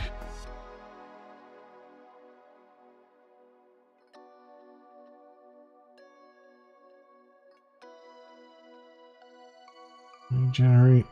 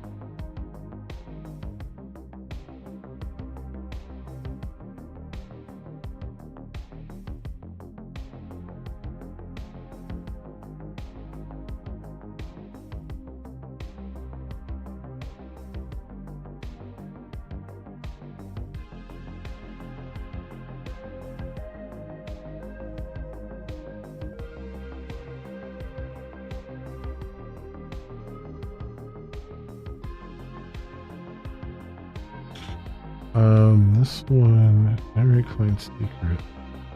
Generic client secret is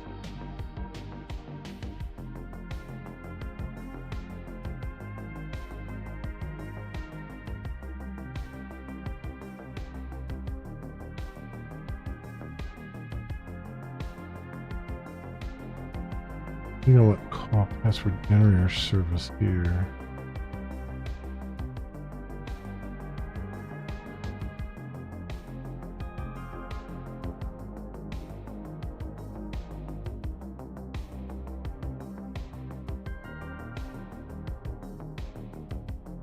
For that one, and then the one in here, regenerate client secret.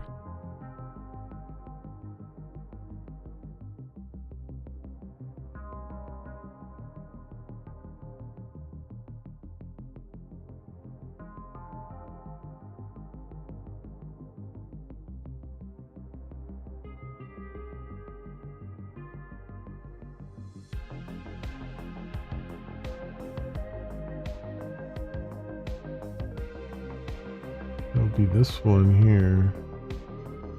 I don't know why that's not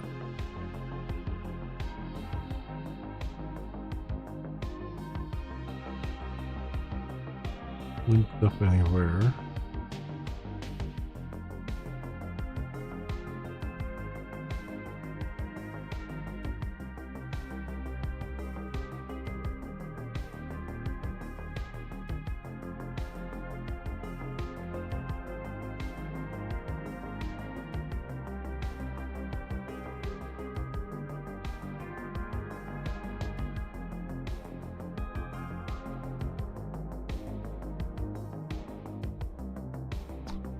This is weird.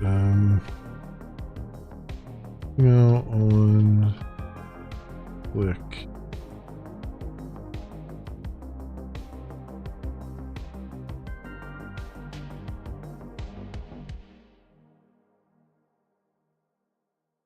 Generate client secret.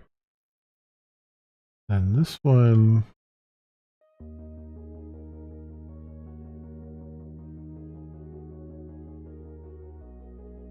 This, right?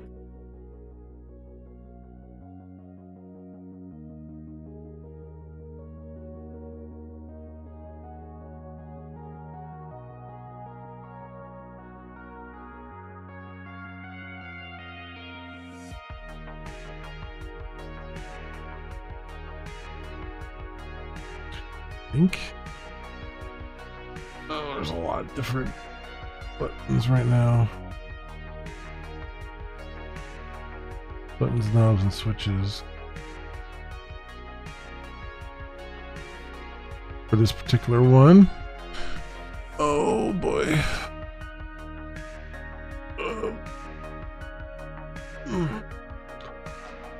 Let me see.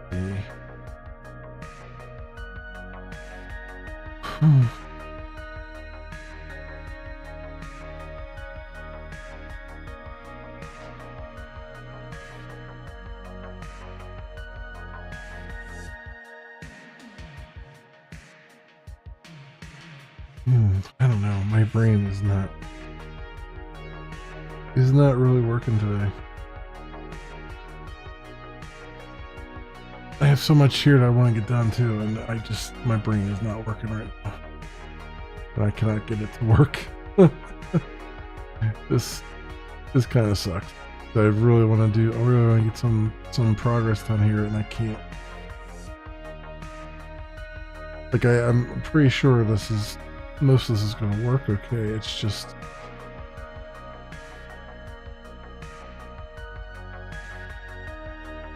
I just can't think straight right now. Yeah, I think I'm just gonna call this a short stream here, because I just can't. My focus is all out of whack here, which is unfortunate. I would like to get more done here, but this is gonna have to be what it's gonna have to be for right now. Maybe, hopefully, this weekend I'll have some time off stream to kind of pull all of us together, and have some actual real progress. That would be really swell.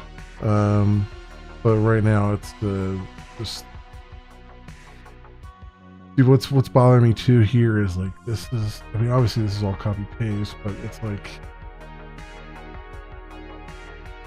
there's probably a better generic way that I can just kind of slap this together and have it work, but it's not jumping at me right now.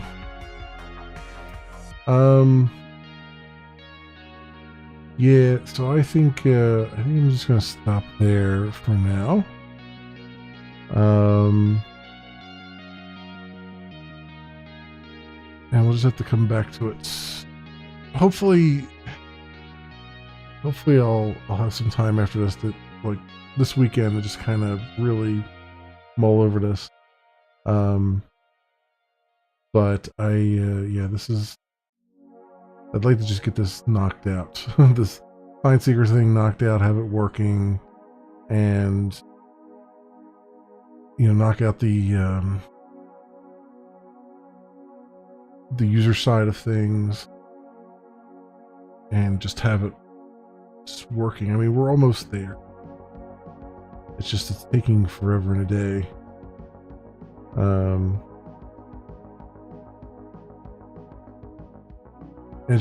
And what's setting me off too is some of the code is it feels like it feels messy. It's just that I can't get my mind to kind of unravel some of the messiness right now. So yeah, we'll stop right there for the moment, friends. Let me commit what I've got. Don't lose it. All that in there. More in progress. Changes to make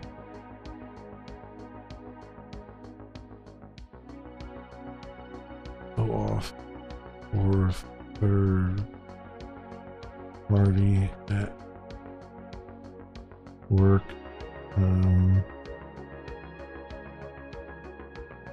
Client secret now has to be entered by the developer. To how bring security handles it.